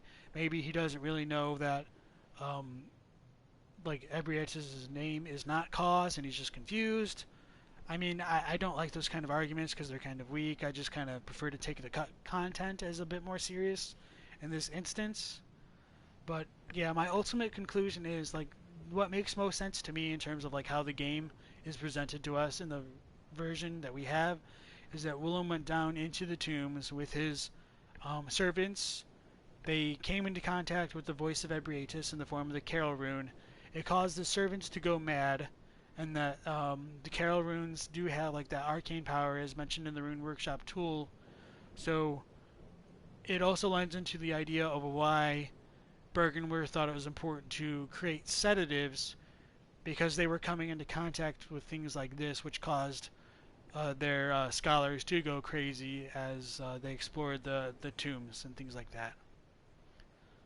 So that's enough of like headcandy, tinfoil type conjecture, I think, for today. I tend to want to stream for about 3 hours, but I go over every day. It's almost 3.5 hours at this point. So I would like to thank everybody for stopping in. Let me know if you have any like comments or questions about that line of thought. And I'll be streaming again tomorrow at 12 p.m. Eastern Standard Time. So everyone's welcome to come back in for that. I've got a Discord server where I do announce when I'm going live as well. It's pretty small at this point. So I think we'll end it for here. So have a good day.